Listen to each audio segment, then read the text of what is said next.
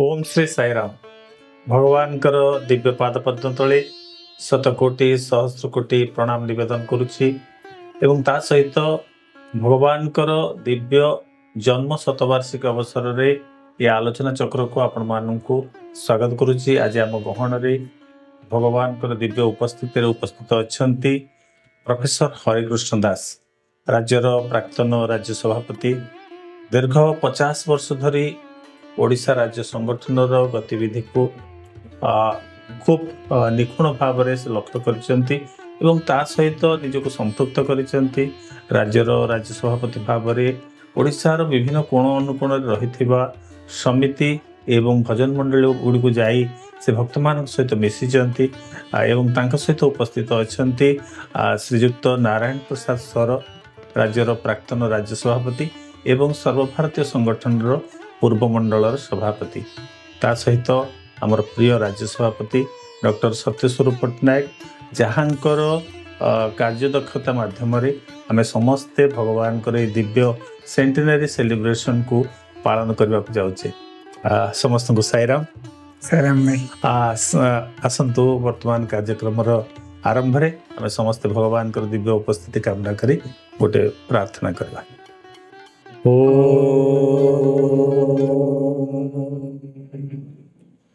साईश्वराय विद्महे सत्यदेवाय धीमहि तन्नः सर्वः प्रचोदयात्। साईराम भगवान जन्म शतवार्षिकी ए खबर टे शुणिला बेले आमे तो निश्चित भाव में उत्साहित अनुभव करुचे। तेज आम भितर जो वयोज्येष्ठ व्यक्ति अच्छा प्रोफेसर हरिकृष्ण दास जन दार्शनिक खूब निखुण भाव में जीवन को लक्ष्य करवा और गोटे आध्यात्मिक जीवन को लक्ष्य कर से पारदर्शी मुझे जानापी चाहिए मौसा जे ये जो जन्म शतवार्षिकी एठी ए जन्म शतवार्षिकी पालन करने अवसर आपण मनर भावनाटा कौन रोचे? भगवान का चरण कमल मु समर्पित एवं ये शतवार्षिक उत्सव जो होची 100 वर्ष पर ये उत्सवटी होची एवं ये आउ जीवन रे मिलना ये होची जीवन प्रथम एवं शेष शतवार्षिकी। तेणुक मु भगवान को पाखरे आश्रित एवं भगवान पाखरे संपूर्ण भाव में समर्पित एवं भगवान को कार्यक्रम नहीं मु 1970 मसीह को आरंभ कली संगठन रे गोटे सभ्य हिसाब से धीरे धीरे भगवान मत नहीं विभिन्न दायित्व देइचंती केतबळे राज्य सभापति देइचंती ता पूर्व राज्य पाठचक्र आवाहक देइचंती स्पिरिचुअल कोऑर्डिनेटर देइचंती डीपी हिसाब से पुरी दायित्व नहीं एवं केउंझर जोनल प्रेसिडेंट हिसाब से केउंझर बालेश्वर एवं मयूरभंज दायित्व नहीं शेष स्कूल कॉलेज रे मध्य किछि प्रेसिडेंट सत्यसाई स्कूल होती तेणुक दीर्घ अनुभूति नहीं सांगे अच्छी निश्चित भाव में मौसा आपंकर दीर्घ अनुभूति रही। नारायण भाई हम सहित अच्छा नारायण भाई संगठन ये जो विराट कलेवर आज समग्र विश्वर कोण अनुकोण रे भगवान जन्म शतवार्षिकी पालन करने जाऊँच गोटे विशाल आकार रे यहाँ पालित होउछि किंतु गोटे व्यक्ति विशेष हृदय मध्य यह पालित होउछि। आपण दीर्घ वर्ष धरी संगठन रही जने सच्चा साई सेवक भाव में आपण निजर सेवा को समर्पण कर भगवान सानिध्य लाभ कर अनुभव ए जन्म शतवार्षिकी कौन रोचे? जन्म शतवार्षिकी कथा जिते थर उच्चारित होउछि सेते थर सिहरण कमिबार ना नोन। आज जस्ट मो देखुली मो झील मत देखा 2 जन प्राक्तन छात्र Shri Sathya Sai institute of higher learning से माने गोटे माउंट एवरेस्ट एकदम टॉप पीक रे भगवान कर सेंटेनरी फ्लैग पोस्ट कर देखुली मत जमी उछली पड़ा को इच्छा होता मो भीतर एत आनंदर जुआर उठुला झील कहूँ भगवान जाकि कौटी शतवार्षिकी वार्ता जाकि कौटी कौटी पहुंचाऊँ ତେବେ ଏଇଟା କେବଳ ଗୋଟେ ଆପଣ ଯୋଉ ପଚାରିଲେ ମୋର ବ୍ୟକ୍ତିଗତ କେମିତି ମୋର ଅନୁଭବ, ଏବେ ରେଟ୍ରୋସ୍ପେକ୍ଟରେ ଯେତେବେଳେ ମୁଁ ଦେଖୁଛି ଯିଏ ଆମ ପାଇଁ ତାଙ୍କର ଅବତାର ନେଲେ ଦୀର୍ଘ 85 ବର୍ଷ ଧରି ଆମ ମାନଙ୍କ ପାଇଁ କେତେ କଷ୍ଟ ସ୍ୱୀକାର କଲେ ଏବଂ ଆମ ପାଇଁ ତାଙ୍କ ନିଜ ଜୀବନକୁ ସମ୍ପୂର୍ଣ୍ଣ ନିଛାବର କରିଦେଲେ, ତାଙ୍କର ଏଇଟା ଜନ୍ମ ଶତବାର୍ଷିକୀ। ସୋ ଯଦି ଆମ ପାଇଁ କଣ କରିଛନ୍ତି ଯେକୌଣସି ଆଶ୍ରିତ ପ୍ରଶ୍ନ ପଚାରି ପାରେ। ମୁଁ ମଧ୍ୟ ଜଣେ ଆଶ୍ରିତ ଭାବରେ ମୁଁ ଯଦି ପଚାରିବି ସ୍ୱାମୀ ମୋତେ କଣ ଦେଇଛନ୍ତି, ଏବଂ ମୋ ସାଙ୍ଗରେ ସମସ୍ତେ ଏକମତ ହେବେ ଯେ ପ୍ରଥମ ଥର ପାଇଁ ଜଣେ ଏମିତି ଭଗବାନ ଆମ ପାଖକୁ ଆସିଲେ, ଆମର ଆକ୍ସେସ ଆମ ପାଖକୁ ଆମେ ତାଙ୍କ ସହିତ ଗୋଟେ ଆନ୍ତରିକତା ଡେଭଲପ କରିପାରିବା।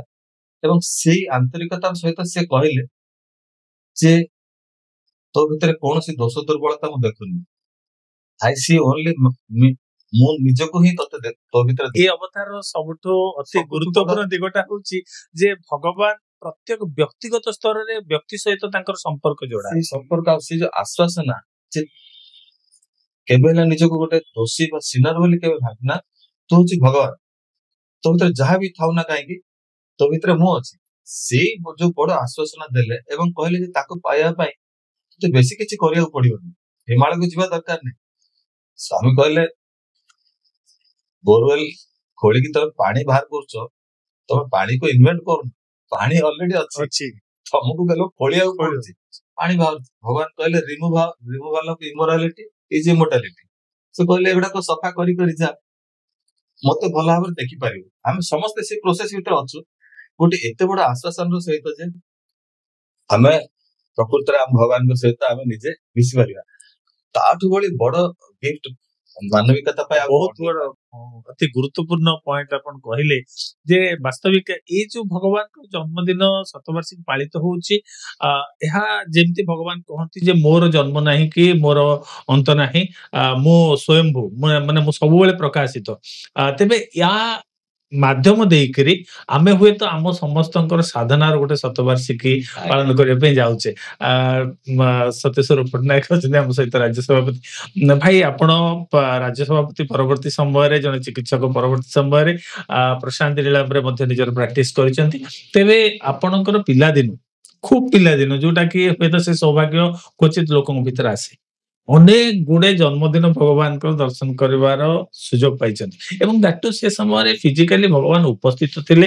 ପ୍ରଶାନ୍ତି ନିଳମର ମାହୋଲ କେମିତି ହଉଥିଲା, ଭଗବାନଙ୍କର ଜନ୍ମଦିନ ପାଳିତ ହବ ଏବଂ ଭଗବାନଙ୍କ ଭିତରେ ବି ଗୋଟେ ବ୍ୟଗ୍ରତା ଥିଲା, ମୋର ଭକ୍ତମାନେ ଆସିବେ, ସେ ସମ୍ପର୍କ ଟିକେ କୁହନ୍ତୁ।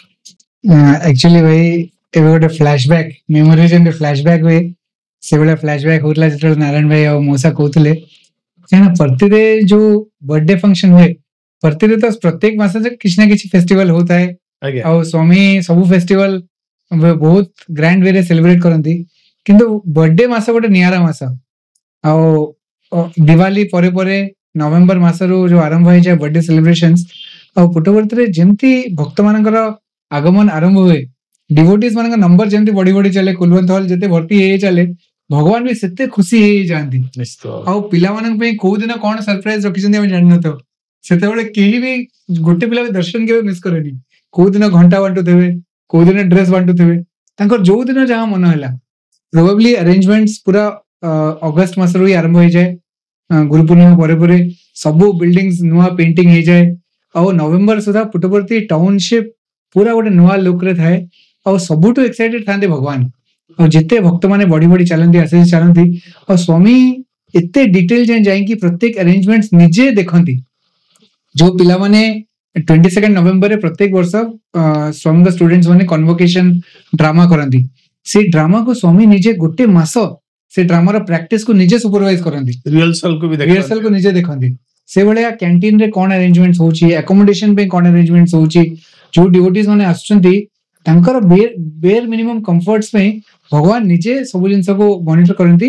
ଆଣ୍ଡ ସେଇଠି ହିଁ ଶେଷ ହୁଏନି, ବର୍ଥଡେ ପରେ हुए तो समस्ते टिके रिलैक्स ही जाती किंतु स्वामी को नेक्स्ट 2-3 डेज पे जो सेवादल मैंने एते दिन सेवा देथिले तांको समस्त कंटिन्यूअसली ब्लेसिंग करी करी चाहनती up to November 25th 26th 27th पर्यंत निश्चित भाव भगवान तो गोटे माने जो कह जाए जे पुरुषोत्तम प्रत्येक मनीष भितर से उत्तमता तांको भितर देखा जाए जेमती कि आपण गोटे निछक मनीष भाव से नानादि प्रकार जंत्रणा बा कष्ट खुशी आनंद ये सब भितर रहंती एवं ता सहित जदि हम लक्ष्य करबा गोटे इवेंट मैनेजमेंट करबा पई गोटे इवेंट को परिचालना करबा पई तांकर जो निरीक्षण तांकर जो अति माइनरली से प्रत्येक काम को करती प्रकृत में समस्त प्रेरणाप्रद एवं प्रत्येक सेवा दल एक कथा को बुझा दरकार भाई केवल भगवान जन्म शतवार्षिकी जे प्रशांति नीलम रे अनुष्ठित होची ता नुह समग्र विश्व रे एटा पालित होची गोटे भजन मंडली स्तर रु आरंभ करी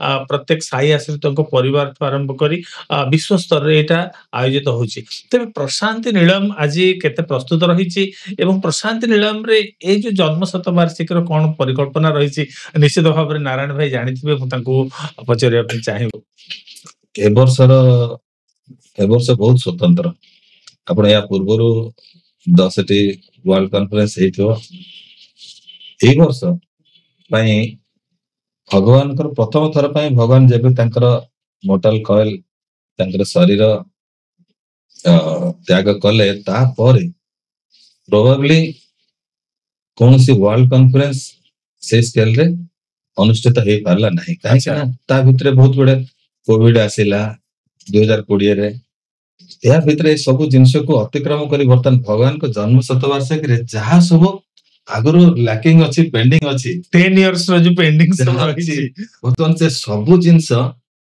आश्रम तांकर अथॉरिटी एवं समस्त पूरा पूरी ओपनली थ्रो कर देइछन्ती जदि आपण वर्तमान प्रशांति नीलम बुझिबे ये गोटे पूरा गोटे नवजौवन जेमती प्रशांति नीलम पाइछि आपण माने को स्केल रे काम होछि आमे देखिछु आगरु जते बेले आमे जाइछु मोसा बेटर जानिथिबे को भले अवस्था रे आमे सेठी रहउथुलु बा बाथरूम लैट्रिन ए सब रो अवस्था सेमती एते ये नथिला वर्तमान प्रशांति नीलम रो बाहर ड्रेसिंग स्ट्रे भितरे अकोमोडेशन कैपेसिटी यथेष्ट बढ़ा जाइछि ता छड़ा आहुरी करीब 25,000 लोकों को अकोमोडेट करिया पे टाउनशिप कॉलोनी पूरा तैयारी करा जाइछि एवं विथ ऑल मॉडर्न फैसिलिटी माने German hanger bison panel board रो बाथरूम टॉयलेट्स एकदम पूरा चकाचक जस्ट लाइक गोटे होटल फैसिलिटी भलिया से भलिया फैसिलिटी डेवलप करा होछि पैसा लागि केही वरीड नाहंती माने 15 कोटी टंका सेपटे पळो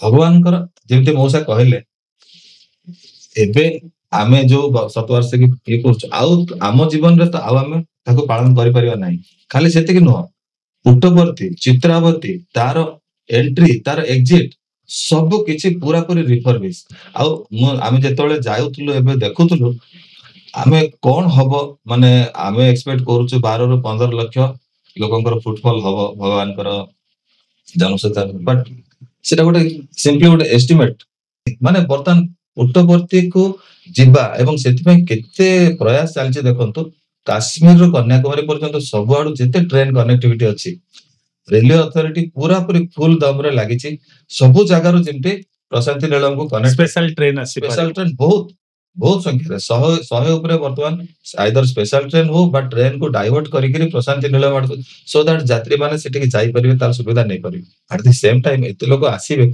सेमान को केमिति रखा हबो सेति पई मते आश्रम अथॉरिटी बहुत चिंतित खाली चिंतित न से माने बहुत प्रोएक्टिव अछंती वर्तमान से सब जिंस करिया पे एवं खाइबा 13 तारिख रु नवंबर 13 तारिख रु 24 तारिख पर्यंत समस्त को मागणा प्रसाद भगवान जो ग्रैंडियर रे तांकर बर्थडे सेलिब्रेशन करूतिले सेतरे कोनोसी कमी जेमते कोनोसी डिवोटी महसूस न करिवे डॉक्टर अछंते सी जाइतिले निजे तदारक करिया पे को जगह रे मेडिकल कैंप डॉक्टर्स माने रहिबे ट्रांसपोर्टेशन रो व्यवस्था केमति रहइबो जाम केमति हबनी prime minister is coming president of India honourable president of India को इनवाइट कराई सी मे आल्सो कम तो आउ केते चीफ मिनिस्टर आछंती केते राज्यपाल आछन तार हिसाब नाही आउ फॉरगेट अबाउट अदर वीआईपीस तुमरी एतर जन्म शतवार्षिकी भगवान को अर्पण करिया पई ସବୁ ପ୍ରକାର ଦମ ଏବଂ ବିଶ୍ୱର କୋଣ ଅନୁକୋଣରୁ ବିଭିନ୍ନ ରାଷ୍ଟ୍ରରୁ ମଧ୍ୟ ପ୍ରତିନିଧି ମାନେ ସଦସ୍ୟ ସେବା ସଂଗଠନ ପ୍ରତିନିଧି ମାନେ ଯେହେତୁ ଏଥର ଆମର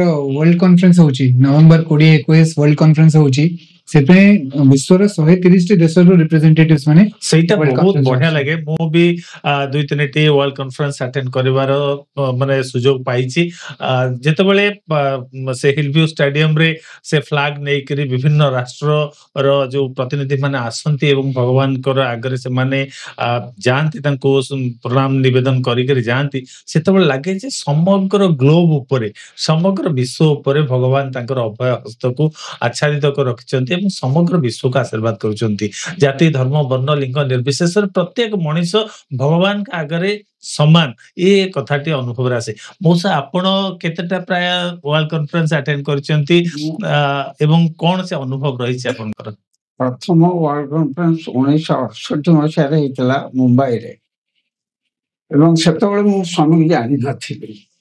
ତା ପରବର୍ତ୍ତୀ ଅବସ୍ଥାରେ ଯେତେବେଳେ 75 ମସିହାରେ ହେଲା ସେକେଣ୍ଡ ୱାର୍ଲଡ କନଫରେନ୍ସ, ସେଇଠାରୁ ଆଜି ପର୍ଯ୍ୟନ୍ତ ସବୁ ୱାର୍ଲଡ କନଫରେନ୍ସ ଆଟେଣ୍ଡ କରିବାର ଭଗବାନ ମୋତେ କୃପା ବର୍ଷଣ କରୁଛନ୍ତି। ଏବଂ ଅଧିକାଂଶ ୱାର୍ଲଡ କନଫରେନ୍ସରେ ଦେଖିଛି, ଇଭିନ୍ ବି ମୋତେ ଦିଆହେଇଛି ଆକୋମୋଡେସନ ଚାର୍ଜ ଦିଆହେଇଥିଲା, ଥରେ ଦିଆହେଇଥିଲା ଆକୋମୋଡେସନ ଚାର୍ଜ ଦିଆହେଇଥିଲା। ଏଇସବୁ ବିଷୟରେ ମୁଁ ଭଲ ଭାବରେ ଜଡ଼ିତ ଥିଲି। କିନ୍ତୁ ସେତେବେଳେ ସ୍ୱାମୀଙ୍କର ପ୍ରେମରେ ଆମେ ଏତେ ଭାବବିହ୍ୱଳ ହେଇପଡ଼ୁଥିଲୁ, ଛୋଟିଆ ଛୋଟିଆ କଥାରେ ମୋର ମନେ ପଡ଼େ, ଆଖିରୁ ଲୁହ ଆସିଯାଏ। ଆମେ ଗଛ ମୂଳରେ ଶୋଇଥାଉ, ପ୍ରଥମ କେତେ ବର୍ଷ ଗଛ ମୂଳରେ ଲୁଗା ଟାଙ୍ଗିକିରି ଶୋଇଥାଉ, ଏବଂ ଚନ୍ଦ୍ରଚୂଡ଼ ଯିଏକି ପ୍ରାୟ ମାନେ ଆପଣ ଚିଫ ଜଷ୍ଟିସ ଅଫ ଇଣ୍ଡିଆ ଆସିଲେ, ସେ ଦେଖିକିରି ଆଶ୍ଚର୍ଯ୍ୟ ହେଇଗଲେ, କହିଲେ ଏମାନେ ସବୁ ଗଛ ମୂଳରେ କ'ଣ ଶୋଇଛନ୍ତି? ବାବାଙ୍କୁ ପ୍ରଶ୍ନ ପଚାରିଲେ, ଏ ସ୍ୱାମୀ ଏମାନେ କ'ଣ ଆପଣଙ୍କ ଡିଭୋଟି? ନା, ଦେ ଆର୍ ମାଇ ରିଏଲ ଡିଭୋଟି। ମତେ ଏତେ ଖୁସି ଲାଗିଲା, ମୁଁ କହିଲି ଗଛ ମୂଳରେ ଜୀବନ ସାରା କଟିଯାଉ, କାରଣ ସ୍ୱାମୀ କହୁଛନ୍ତି ରିଏଲ ଡିଭୋଟି। ଏଇଟା ହଉଛି ସବୁଠୁ ବଡ କଥା। ଯେତେବେଳେ ଭଗବାନ ସ୍ୱୀକାର କରି ନିଅନ୍ତି ନା, ସେତେବେଳେ ଆଉ ଜୀବନରେ କୌଣସି ଜିନିଷର ଆବଶ୍ୟକତା ନଥାଏ। ମଉସା, ଯେତେବେଳେ ୱାର୍ଲଡ କନଫରେନ୍ସ ହୁଏ ଏବଂ ବିଭିନ୍ନ ଦେଶର ଲୋକ ଆସନ୍ତି ସେଠିକି, କେବଳ ଯେ ଆମେ ଯାଇକରି ଗଛ ମୂଳେ ରହି ତା ନୁହେଁ, ସେମାନେ ବି ତାଙ୍କର ସବୁ ପ୍ରକାର କମ୍ଫର୍ଟକୁ ତ୍ୟାଗ କରିକରି ସେମାନେ ବି ଆସିକରି ଭଗବାନଙ୍କ ପାଦ ତଳେ ସମର୍ପିତ ହେଇଯାଆନ୍ତି। ଏଠି ଗୋଟେ ପ୍ରଶ୍ନ ଆସେ ଯେ ଭଗବାନ ଭାରତ ବର୍ଷକୁ ଛାଡି ହୁଏତ ଥରେ, ଗୋଟିଏ ଥର ପାଇଁ କେବଳ ସେ ଯାଇଥିଲେ, ଦକ୍ଷିଣ ଆଫ୍ରିକା ଯାଇଥିଲେ, କିନ୍ତୁ ପୃଥିବୀର କୋଣ ଅନୁକୋଣରେ ସତ୍ୟସାଇ ସଂଗଠନ ପହଞ୍ଚିଲା, ଭଗବାନଙ୍କର ବାର୍ତ୍ତା ପହଞ୍ଚିଲା, ତାଙ୍କର ଜୀବନ ପହଞ୍ଚିଲା, ତାଙ୍କର ନାଁ ପହଞ୍ଚିଲା ଏବଂ ତାଙ୍କୁ ଲୋକମାନେ ସେ ଦେଶରେ ଅନୁଭବ କଲେ। ଭଗବାନଙ୍କର କଣ ମୌଳିକ 2-3ଟା ପଏଣ୍ଟ କହନ୍ତୁ, ଯାହାକୁ ମାଧ୍ୟମ କରିକରି ସମଗ୍ର ବିଶ୍ୱ ପୁଟପର୍ତ୍ତିରେ ଏକତ୍ରିତ ହେଇଗଲା। ସାଇରାମ, ଭଗବାନଙ୍କର ଫିଜିକାଲ ପ୍ରେଜେନ୍ସଟା ବଡ କଥା ନୁହେଁ। ସେ ଯେତେବେଳେ ଚାହିଁଛନ୍ତି ଅବତାର ପୁରୁଷ, ଯେତେବେଳେ ଚାହିଁଛନ୍ତି ଯୋଉଠି ଆବିର୍ଭାବ ହେଇଛନ୍ତି।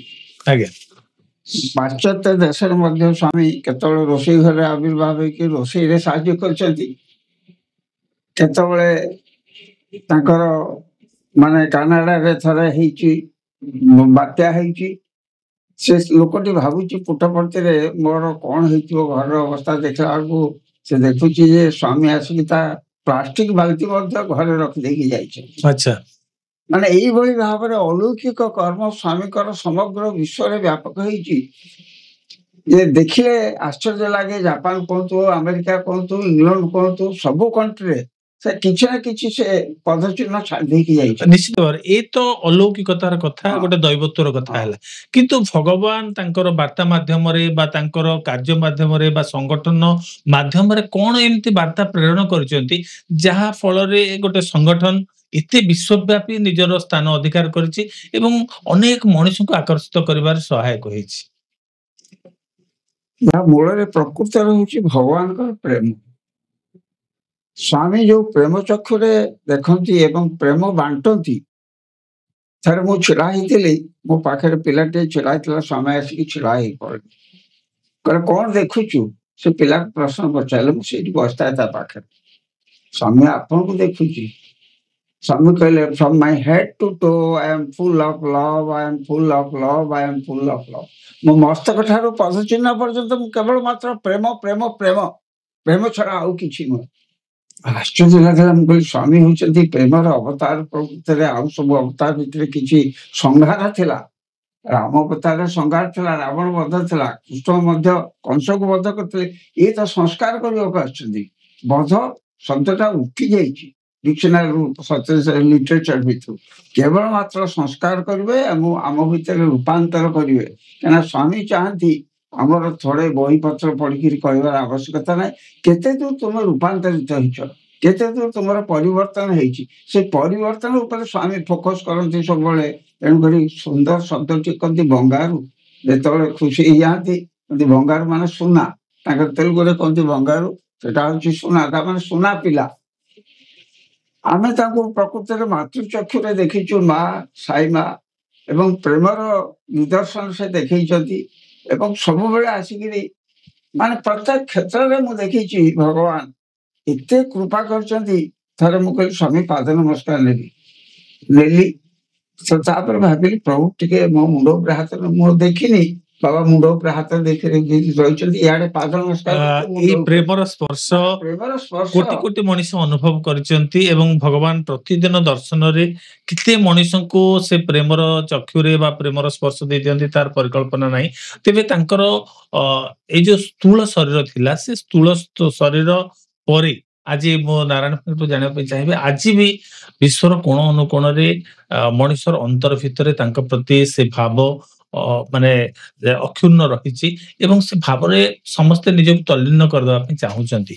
ଆପଣ ଯେତେବେଳେ ଗୋଟେ ୱାର୍ଲଡ କନଫରେନ୍ସକୁ ଦେଖିଛନ୍ତି ଏବଂ ଦେଖିବା ପାଇଁ ଯାଉଛନ୍ତି, ବିଶ୍ୱର କୋଟି କୋଟି ମଣିଷଙ୍କର ଆଶା ଏବଂ ଆକାଂକ୍ଷା ଯେ ଏ ୱାର୍ଲଡ କନଫରେନ୍ସ ବହୁତ ସର୍ବ ଶାନ୍ତିରେ ଅନୁଷ୍ଠିତ ହଉ, ସବୁ ପ୍ରକାର ସୁବିଧା ଭିତରେ ଦେଶ ବିଦେଶର ଲୋକମାନେ ଆସିକି ପହଞ୍ଚିବେ। ତେବେ ପ୍ରତ୍ୟେକ ମଣିଷ ଯୋଉ ପ୍ରଶାନ୍ତି ନିଳୟକୁ ଆସିବେ ଏବଂ ପ୍ରଶାନ୍ତି ନିଳୟରୁ ଯିବେ, ସେମାନଙ୍କ ଭିତରେ କଣ ଦିଆନିଆ ଅବସ୍ଥାଟି ରହିବ ବା ସେମାନେ ଆସିବେ କୋଉ ଲକ୍ଷ୍ୟ ନେଇକରି ଏବଂ ଫେରିବେ କୋଉ ଲକ୍ଷ୍ୟ ନେଇକରି? ଦେଖନ୍ତୁ, ମୁଁ ଜାଣିବାରେ ପ୍ରାୟ 4,500ରୁ ଅଧିକ ଫରେନ୍ ଡେଲିଗେଟ୍ସ ମାନେ ରେଜିଷ୍ଟର କରିସାରିଲେଣି, ମାନେ ଏବଂ ରିପ୍ରେଜେଣ୍ଟିଂ 130ରୁ ଅଧିକା 130 ଦେଶରୁ ଆସୁଛନ୍ତି। ମଉସା ମତେ କହୁଥିଲେ ଥରେ ବୋଧେ ୟୁଏନଓ ପରେ ଆମର ସଂଗଠନ ହଉଛି ଦ୍ୱିତୀୟ ବୃହତ ସଂଗଠନ ଏତେ ଅଧିକା କଣ୍ଟ୍ରିରେ ତାର ପ୍ରେଜେନ୍ସ ରହିଛି।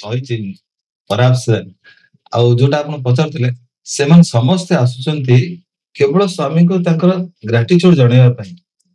ଥ୍ୟାଙ୍କ ୟୁ ସ୍ୱାମୀ, ଆମକୁ ଜୀବନରେ ଯୋଉ ପୂର୍ଣ୍ଣତା ତମେ ଦେଇଛ, ଆମେ ତୁମକୁ ଥ୍ୟାଙ୍କ ୟୁ ଜଣେଇବା ପାଇଁ ଆସୁଛୁ। ଆହୁରି କେତେ ୱେଟିଂ ରେ ଅଛନ୍ତି। ଏବେ ଦିନେ ମ୍ୟାନେଜିଂ ଟ୍ରଷ୍ଟି ଏମିତି ଇଏରେ କହୁଥିଲେ ଗୋଟେ ୟୁରୋପିଆନ ସିମ୍ଫୋନି ଗୋଟେ ସେମାନେ ପ୍ଲାନ କରୁଛନ୍ତି। ସେଥିରେ ବହୁତ ଜଣ ଅର୍କେଷ୍ଟ୍ରା ଇନଷ୍ଟ୍ରୁମେଣ୍ଟ ସବୁ ଇଟାଲୀ କଣ୍ଟ୍ରିରୁ ସେମାନେ ସବୁ ଆସୁଛନ୍ତି। ଏଟା ବୋଧେ ପ୍ରୋବାବଲି 20 ତାରିଖ କି କେବେ ଗୋଟେ ଅଛି ସେଟା। ଆଣ୍ଡ ଯାହା ସେ କହୁଥିଲେ, ସେମାନେ ଏତେ ପ୍ରିପେୟାର କରିଛନ୍ତି ସେ ଯୋଉ ପ୍ରୋଗ୍ରାମ ଲାଗି, ଗୋଟେ ଗ୍ରାଣ୍ଡ ଫ୍ୟୁଜନ ସେମାନେ ଦେବେ ଏବଂ ଏତେ ପଇସା ଲାଗିବ, ଏତେ ସବୁ ଜିନିଷ ଆସିବ, ତାର ସିପମେଣ୍ଟ ହବ, କିଣା ହବ। ଯେତେବେଳେ ସିଏ ପ୍ଲାନ କରୁଥିଲେ, ସେ ଦେଖିଲେ ଯେ ବିଲ୍ ସବୁ ତାଙ୍କ ପାଖକୁ ଆସିଛି, କିନ୍ତୁ those bills are already paid। ଆଚ୍ଛା, ମାନେ ସେମାନେ କେବଳ ଏତେ ଏତେ ପଇସା ଖର୍ଚ୍ଚ କରିକି ଆସୁନାହାନ୍ତି, ସେମାନେ ଏସବୁ ଖର୍ଚ୍ଚ ମଧ୍ୟ ସେମାନେ ବହନ କରୁଛନ୍ତି। କଣ ପାଇଁ? ତା ପଛରେ ଆପଣ ଯୋଉ କହିଲେ ଦିଆ ନିଆ, ଦେବେ କଣ ଆଉ ନେବେ କଣ, କେବଳ ଭଗବାନଙ୍କର ମଉସା ଯାହା କହୁଥିଲେ, ତାଙ୍କର ସେ ପ୍ରେମର ଆସ୍ୱାଦନ କରିବା ପାଇଁ ଏବଂ ତାଙ୍କ ଲାଇଫ ଟା ସେମାନେ ଜଣେଇବା ପାଇଁ ଚାହୁଁଛନ୍ତି, ସ୍ୱାମୀ we are dedicated to you completely। ଆମ ଜୀବନର ଆଉ କିଛି ଭାଲ୍ୟୁ ନାହିଁ ତମ ଛଡା, ଏବଂ ତମର ଏ ସ୍ପେଶାଲ ଅକେଜନରେ ସେଗୁଡାକ ହିଁ କହୁଥିଲି। ଯେତେ ଥର ମୁଁ ଶୁଣୁଛି, ସେତେ ଥର ସେ ଥ୍ରିଲ ଶିହରଣ ଭିତରେ ଆସୁଛି। ଭାଇ ବେଟର ଆପଣ କହିପାରିବେ ଯେ 2025 ନଭେମ୍ବର କ୍ୟାଲେଣ୍ଡର, ପ୍ରଶାନ୍ତି କ୍ୟାଲେଣ୍ଡର ଯୋଉଟା ଆମେ କହିବା ଯେ ପ୍ରଶାନ୍ତି କ୍ୟାଲେଣ୍ଡର, ଗୋଟେ ମାସ ବ୍ୟାପୀ ମାନେ ମହୋତ୍ସବ, ଅନେକ ଗୁଡେ ଉତ୍ସବର ସମାହାର ହଉଛି। ତେବେ କଣ ଆଖି ଦୃଷ୍ଟିଆ କାର୍ଯ୍ୟକ୍ରମ ରହିଛି ସେ ସମ୍ପର୍କରେ ଟିକେ ସୂଚନା ଦିଅନ୍ତୁ। ତ ବହୁତ ଗୁଡେ ସରପ୍ରାଇଜ ଅଛି, ତଥାପି ଏତିକି ଜାଣି ରଖନ୍ତୁ 15 ତାରିଖ ଅନୱାର୍ଡସ ଆଉ ପ୍ରୋଗ୍ରାମ ଉପରେ ପ୍ରୋଗ୍ରାମ ପୁରା ଭରି ହେଇକି ରହିଛି। ଯେମିତି ମୁଁ କହୁଥିଲି, ଅଲ କାଇଣ୍ଡ ଅଫ ସେଲିବ୍ରିଟିଜ ଆସୁଛନ୍ତି।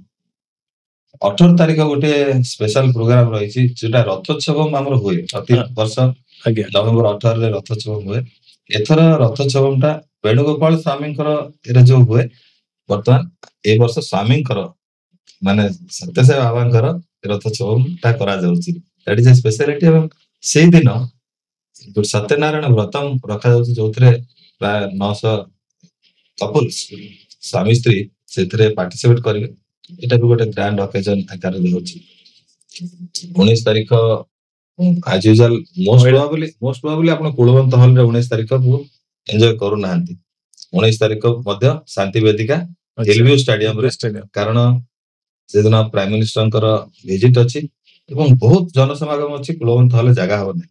ତେଣୁ ଏଥର 2 ଥର ପାଇଁ 19 ତାରିଖ ଏବଂ 23 ତାରିଖ 2 ଦିନ ଯାକ ଏଲଭିଉ ଷ୍ଟାଡିୟମରେ ପ୍ରୋଗ୍ରାମର ଆୟୋଜନ କରାଯାଉଛି। ତା ଛଡା ଆହୁରି 20ରେ ତ କହିଲି ସିମ୍ଫୋନି ଏଇ ସବୁ ଅଛି। 2021 ୱାର୍ଲ୍ଡ କନଫରେନ୍ସ ଅଛି। 2021 ୱାର୍ଲ୍ଡ କନଫରେନ୍ସ, 22 କନଭୋକେସନ ଏବଂ 23 ଗ୍ରାଣ୍ଡ ସେଲିବ୍ରେସନ। ଆଉ 23 ତାରିଖ ସେଲିବ୍ରେସନ ରେ ବି ସବୁ ସ୍ଟେଟ୍ସ ରୁ ରିପ୍ରେଜେଣ୍ଟେସନ ସ୍ୱାମୀଙ୍କ ଆଗରେ ମାର୍ଚ୍ଚ ପାଷ୍ଟ କରିବେ।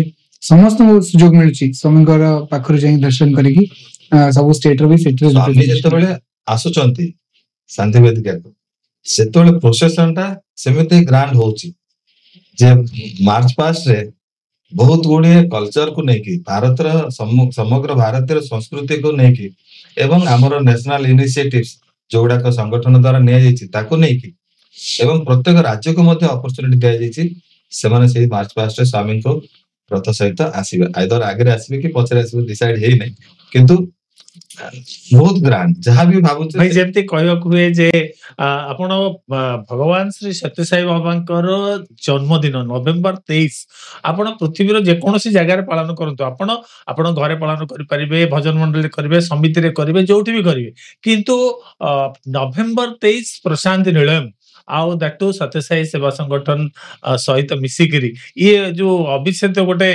ସୁନ୍ଦର ମାନେ ଗ୍ରୁପ ଯେ ସତ୍ୟସାଇ ସେବା ସଂଗଠନ ନଭେମ୍ବର 23 ଭଗବାନଙ୍କର ଆବିର୍ଭାବ ଦିବସ ଏବଂ ପ୍ରଶାନ୍ତି ନିଳୟମ, ଇଏ ଗୋଟେ ବିଶ୍ୱ ପାଇଁ ଗୋଟେ ବହୁତ ବଡ ଜିନିଷ ଏବଂ ପ୍ରତ୍ୟେକ ମଣିଷ ପାଇଁ ମଧ୍ୟ ଗୋଟେ ସ୍ୱତନ୍ତ୍ର ଜୀବନର ଗୋଟେ ସ୍ୱତନ୍ତ୍ର ଅନୁଭବ କରିଦିଏ। ତେବେ ସତ୍ୟସ୍ୱରୂପ ଭାଇ ପ୍ରଶାନ୍ତି ନିଳୟମ ତ ପ୍ରସ୍ତୁତ ହଉଛି, ରାଜ୍ୟ ସଂଗଠନରେ କଣ ପ୍ରସ୍ତୁତି ରହିଛି? ଆମେ ଭଗବାନଙ୍କର ଏଇ ଯୋଉ ଜନ୍ମ ଶତବାର୍ଷିକୀ କିପରି ପାଳନ କରିବା ଏବଂ କରି ଆସୁଛେ ସେ ବିଷୟରେ ଟିକେ ସୂଚନା ଦେବେ। ଭାଇ ଓଡିଶାର ଆମେ ସମସ୍ତେ ଜାଣିଛେ ଭଗବାନଙ୍କ ହୃଦୟରେ ଓଡିଶା ଭକ୍ତ ମାନଙ୍କ ପାଇଁ ଗୋଟେ ସ୍ପେଶାଲ ପ୍ଲେସ ଅଛି, ସବୁବେଳେ ଅଛି। ଆଉ ଓଡିଶାରେ ଖାଲି ସାଇ ଡିଭୋଟିସ୍ କି ସଂଗଠନ ମେମ୍ବର୍ସ ନୁହନ୍ତି, ଓଡିଶାର ଜେନେରାଲ ପପୁଲେସନ କୁ ବହୁତ ଜଣଙ୍କୁ ସ୍ୱାମୀ ଛୁଇଁଛନ୍ତି, ବହୁତ ଜଣଙ୍କ ଲାଇଫ କୁ ସ୍ୱାମୀ ଛୁଇଁଛନ୍ତି। ନିଶ୍ଚୟ ଅନେକ ଜଣ ସଂଗଠନ ଥ୍ରୁରେ ଭଗବାନଙ୍କୁ ଜାଣିଛନ୍ତି, ସଂଗଠନର ସଦସ୍ୟ ହେଇଛନ୍ତି କିମ୍ବା ସଂଗଠନର କାର୍ଯ୍ୟକ୍ରମରେ ଭଜନରେ ସେବାରେ ପାର୍ଟିସିପେଟ କରିଛନ୍ତି, ଭଲେଣ୍ଟିୟର କରିବାକୁ ସୁଯୋଗ ପାଇଛନ୍ତି। କିନ୍ତୁ ତା ଛଡା ଅନେକ ପିଲାମାନେ ଓଡିଶାରୁ ଯାଇକି ସ୍ୱାମୀଙ୍କର ଯୋଉ ଫ୍ରି ଏଜୁକେସନ ଅଛି, ପୁଟବର୍ତ୍ତୀରେ ଯୋଉ ସତ୍ୟସାଇ ଇନଷ୍ଟିଟ୍ୟୁସନ ଅଛି, ସେଇଠି ଶହ ଶହ ପିଲା ଓଡିଶାରୁ ମୋର ଦେନ୍ ଥାଉଜେଣ୍ଡ ଅଫ ଷ୍ଟୁଡେଣ୍ଟସ ଓଡିଶାରୁ ସେଇଠି ପାଠ ପଢିଛନ୍ତି ଆଉ ଆଜି ଲାଇଫରେ ବହୁତ ୱେଲ ସେଟେଲଡ ଅଛନ୍ତି ଭଗବାନଙ୍କ ବ୍ଲେସିଂ ଯୋଗୁଁ। ସେଇଭଳିଆ ସ୍ୱାମୀ ଯୋଉ ହସ୍ପିଟାଲସ କରିଛନ୍ତି ପୁଟବର୍ତ୍ତୀରେ, ଓଡିଶାରୁ ଶହ ଶହ ରୋଗୀ ଯାଇ ସେଇଠି ଆରୋଗ୍ୟ ଲାଭ କରିଛନ୍ତି। ଇନଫ୍ୟାକ୍ଟ ଆପଣ ଜାଣିକି ବହୁତ ଆଶ୍ଚର୍ଯ୍ୟ ହେବେ, ଯୋଉ 2ଟା ହସ୍ପିଟାଲ ସ୍ୱାମୀ କରିଛନ୍ତି ପୁଟବର୍ତ୍ତୀରେ ଆଉ ବାଙ୍ଗାଲୋରରେ, ସେ ହୋମ ଷ୍ଟେଟ ଆନ୍ଧ୍ରପ୍ରଦେଶ ଆଉ କର୍ଣ୍ଣାଟକର ଯେତେ ପେସେଣ୍ଟ ସେଇଠି ଅପରେଟ ହେଇନାହାନ୍ତି, ଓଡିଶାର ସେତେ ପେସେଣ୍ଟ ସେଇଠି ଅପରେଟ ହେଇଛନ୍ତି ଆଉ ନୂଆ ଜୀବନ ଦାନ ପାଇଛନ୍ତି।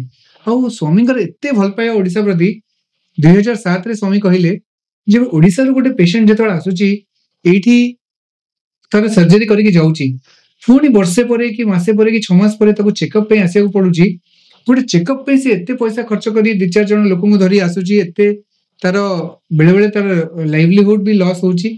ଆଣ୍ଡ ସ୍ୱାମୀଙ୍କର ଏତେ ବ୍ଲେସିଂସ ଆମ ପାଇଁ ଭାବନ୍ତୁ ଯେ ଭଗବାନ ଫର୍ଷ୍ଟ ଟାଇମ ପାଇଁ ପରମିଶନ ଦେଲେ ଗୋଟେ ଟେଲିମେଡିସିନ ସେଣ୍ଟର ଷ୍ଟାର୍ଟ କରିବାକୁ। ଓଡିଶାରେ ଷ୍ଟାର୍ଟ ହେଲା ଯୋଉ ସମୟରେ ଆମେ ଭିଡିଓ କନଫରେନ୍ସିଂ କଣ ଜାଣିନଥିଲୁ, ଆମେ ହୁଏତ 2G ଫୋନ ଧରୁଥିଲୁ, କିନ୍ତୁ ଇସ୍ରୋର ସହାୟତାରେ ସେତେବେଳେ ଟେଲିମେଡିସିନ ସେଣ୍ଟର ଷ୍ଟାର୍ଟ ହେଲା। ପେସେଣ୍ଟ ମାନେ ଭୁବନେଶ୍ୱରରେ ବସିକି ତାଙ୍କ ଡକ୍ଟରଙ୍କ ସହିତ କଥାବାର୍ତ୍ତା ହେଇପାରିଲେ। ତ ଏଇଟା ୟା ଦ୍ୱାରା ମାନେ ମୁଁ କହୁଛି ହସ୍ପିଟାଲସ ହଉ, ଏଜୁକେସନାଲ ଇନଷ୍ଟିଟ୍ୟୁସନ ହଉ, ସତ୍ୟସାଇ ଅର୍ଗାନାଇଜେସନ ହଉ, ଆଣ୍ଡ ଡାଇରେକ୍ଟ ଟଚ୍ ହଉ। ମାନେ ସେଇ ସମୟରେ ଲୋକମାନେ ମୂଷା ବହୁତ ଷ୍ଟୋରିଜ ଜାଣିଥିବେ, ଲୋକମାନେ ପକେଟରେ 10-20 ଟଙ୍କା ଧରିକି ବି ପୁଟବର୍ତ୍ତୀ ବାହାରି ଯାଇଛନ୍ତି। ଅନେକ ଲୋକ ସ୍ୱାମୀଙ୍କର ଫଟୋ ଦେଖି, ସ୍ୱାମୀଙ୍କ ବିଷୟରେ ଶୁଣିକି 3-4 ଦିନ ଯାତ୍ରା କରି ଯାଇ ପୁଟବର୍ତ୍ତୀ ପହଞ୍ଚିଛନ୍ତି ଆଉ ସ୍ୱାମୀଙ୍କ ବ୍ଲେସିଂ ସେଇଠି ପାଇଛନ୍ତି। ପୁଟବର୍ତ୍ତୀ ପହଞ୍ଚିଲା ପରେ ତାଙ୍କର ସେଇଠି କେହି ଗଡଫାଦର ନାହାନ୍ତି, କେହି ରିଲେଟିଭ ନାହାନ୍ତି, କାହାକୁ ଚିହ୍ନି ନାହାନ୍ତି, ସେ ଲାଙ୍ଗୁଏଜ ଜାଣି ନାହାନ୍ତି, ସେ ଖାଦ୍ୟ ହଜମ କରିପାରୁନାହାନ୍ତି, କିନ୍ତୁ ଗୋଟେ ଗୋଟେ ଜୋଶ ରେ ପଳେଇଛନ୍ତି। ଆଉ ସ୍ୱାମୀଙ୍କର ଏଇ ପ୍ୟୁରିଟି ଯୋଗୁ ସ୍ୱାମୀ ବହୁତ ଭଲ ପାଆନ୍ତି ଓଡିଶା ଭକ୍ତ ମାନଙ୍କୁ।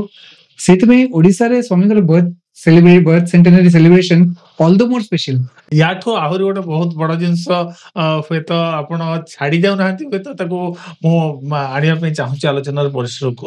ଓଡିଶାର ହଜାର ହଜାର ସାଇ ସେବକ ଭଗବାନଙ୍କର ସାନ୍ନିଧ୍ୟରେ ରହିକିରି ସେବାର ଯୋଉ ପ୍ରଶିକ୍ଷଣ, ଜୀବନରେ ପ୍ରେମ କରିବା, ଭଲ ପାଇବା ଆଉ ସେବା କରିବାର ଯୋଉ ପ୍ରଶିକ୍ଷଣ ତାହା ନେଇଛନ୍ତି, ତାହା ଗୋଟେ ରାଜ୍ୟ ପାଇଁ କିଛି କମ କଥା ନୁହେଁ।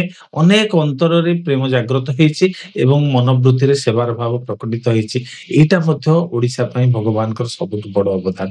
ତେବେ ନିଶ୍ଚିତ ଭାବରେ ଏ ସମସ୍ତଙ୍କୁ ନେଇ ଆପଣ ରାଜ୍ୟରେ ଏଇ ଭଗବାନଙ୍କର ବର୍ଷ ଇନଫ୍ୟାକ୍ଟ ଯୋଉ ସେବା ବିଷୟରେ ଆପଣ କହୁଛନ୍ତି, ସର୍ବଭାରତୀୟ ସ୍ତରରେ ବି ଯେତେବେଳେ ସେବାଦଲ ବିଷୟରେ କୁହାଯାଏ, ଭଗବାନ ବି ସବୁବେଳେ କୁହନ୍ତି ଯେ ଓଡିଶାର ସେବାଦଲ ହଉଛନ୍ତି ଆଇଡିଆଲ ସେବାଦଲ। ସିଏ ସବୁବେଳେ କୁହନ୍ତି ଯେତେବେଳେ ଓଡିଶାର ସେବାଦଲ ମାନେ ଆସନ୍ତି ପୁଟବର୍ତ୍ତୀରେ ବହୁତ ସୁଗନ୍ଧ ବ୍ୟାପିଯାଏ। ଇନଫ୍ୟାକ୍ଟ ଏଇ ବର୍ଷ ବି ଯୋଉ 12 ଲକ୍ଷ ଲୋକ ଭାଇ କହୁଥିଲେ ପୁଟବର୍ତ୍ତୀ ଯାଉଛନ୍ତି, 1200 ସେବାଦଲ ଓଡିଶାରୁ ଯାଉଛନ୍ତି ତାଙ୍କର ସେଇ ଭକ୍ତମାନଙ୍କୁ ସେବା ପ୍ରଦାନ କରିବା ପାଇଁ। ଆଉ ଓଡିଶାରୁ ନିଶ୍ଚୟ 10,000ରୁ ଉର୍ଦ୍ଧ୍ୱ ଭକ୍ତମାନେ ବି ଯାଉଛନ୍ତି ସ୍ୱାମୀଙ୍କ ଦର୍ଶନ କରିବା ପାଇଁ। ଆଉ ଯୋଉ ଜିନିଷ ଆପଣ ପଚାରୁଥିଲେ ଯେ ସ୍ୱାମୀଙ୍କ ବର୍ଥ ସେଣ୍ଟେନାରୀ ଓଡିଶାରେ କେମିତି ସେଲିବ୍ରେଟ କରାଯାଉଛି, ଏଇ ସେଲିବ୍ରେସନ ଆମର ଗତ ବର୍ଷ ଜାନୁଆରୀରୁ ଆରମ୍ଭ ହେଇଗଲାଣି। 2025 ଜାନୁଆରୀରୁ ଆମର ପ୍ରତି ମାସରେ କିଛି ନା କିଛି ଗୋଟେ ଉତ୍ସବମ ରହୁଛି, କିଛି ନା କିଛି ମହୋତ୍ସବ ଚାଲିଛି ଆମର। ଏବେ ବି ଯେତେବେଳେ ଆମେ ଏଇ ସତ୍ସଙ୍ଗ କରୁଛେ ଘଟଗାଁ ତାରିଣୀ ମାଙ୍କ ପୀଠରେ ଅତିରୁଦ୍ର ପାରାୟଣ ମହୋତ୍ସବ ଚାଲିଛି, 11 ଦିନର ଅତିରୁଦ୍ରମ ଚାଲିଛି। ସେଇଭଳିଆ ଆମର ଭଜନ ମହୋତ୍ସବ, ସେବା ମହୋତ୍ସବ, ଡିସେମ୍ବର ମାସରେ ଆମର ଅଛି ପିଲାମାନଙ୍କ ପାଇଁ ଆନନ୍ଦ ମହୋତ୍ସବ, ଫେଷ୍ଟିଭାଲ ଅଫ ଜୟ।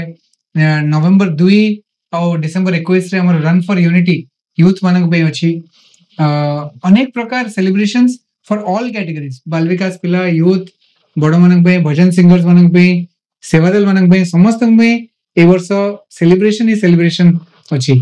ସମଗ୍ର ରାଜ୍ୟରେ ସେ ଭଜନ ମଣ୍ଡଳୀ ସ୍ତରରେ ହଉ, ସମିତି ସ୍ତରରେ ହଉ ଏବଂ ଜିଲ୍ଲା ଏବଂ ରାଜ୍ୟ ସ୍ତରରେ ସାଇ ସେବକ ମାନେ, ସାଇ ଆଶ୍ରିତ ମାନେ ଭଗବାନଙ୍କର ଦିବ୍ୟ ଭଜନକୁ ପାଳନ କରି ଚାଲିବେ। ଆମ ସହିତ ମଉସା ଅଛନ୍ତି, ଦୀର୍ଘ 50 ବର୍ଷରୁ ଉର୍ଦ୍ଧ୍ୱ କାଳ ଧରି ସେ ସଂଗଠନକୁ ଲକ୍ଷ୍ୟ କରିଛନ୍ତି ଏବଂ ଭଗବାନଙ୍କର ଭକ୍ତ ମାନଙ୍କୁ ଲକ୍ଷ୍ୟ କରିଛନ୍ତି।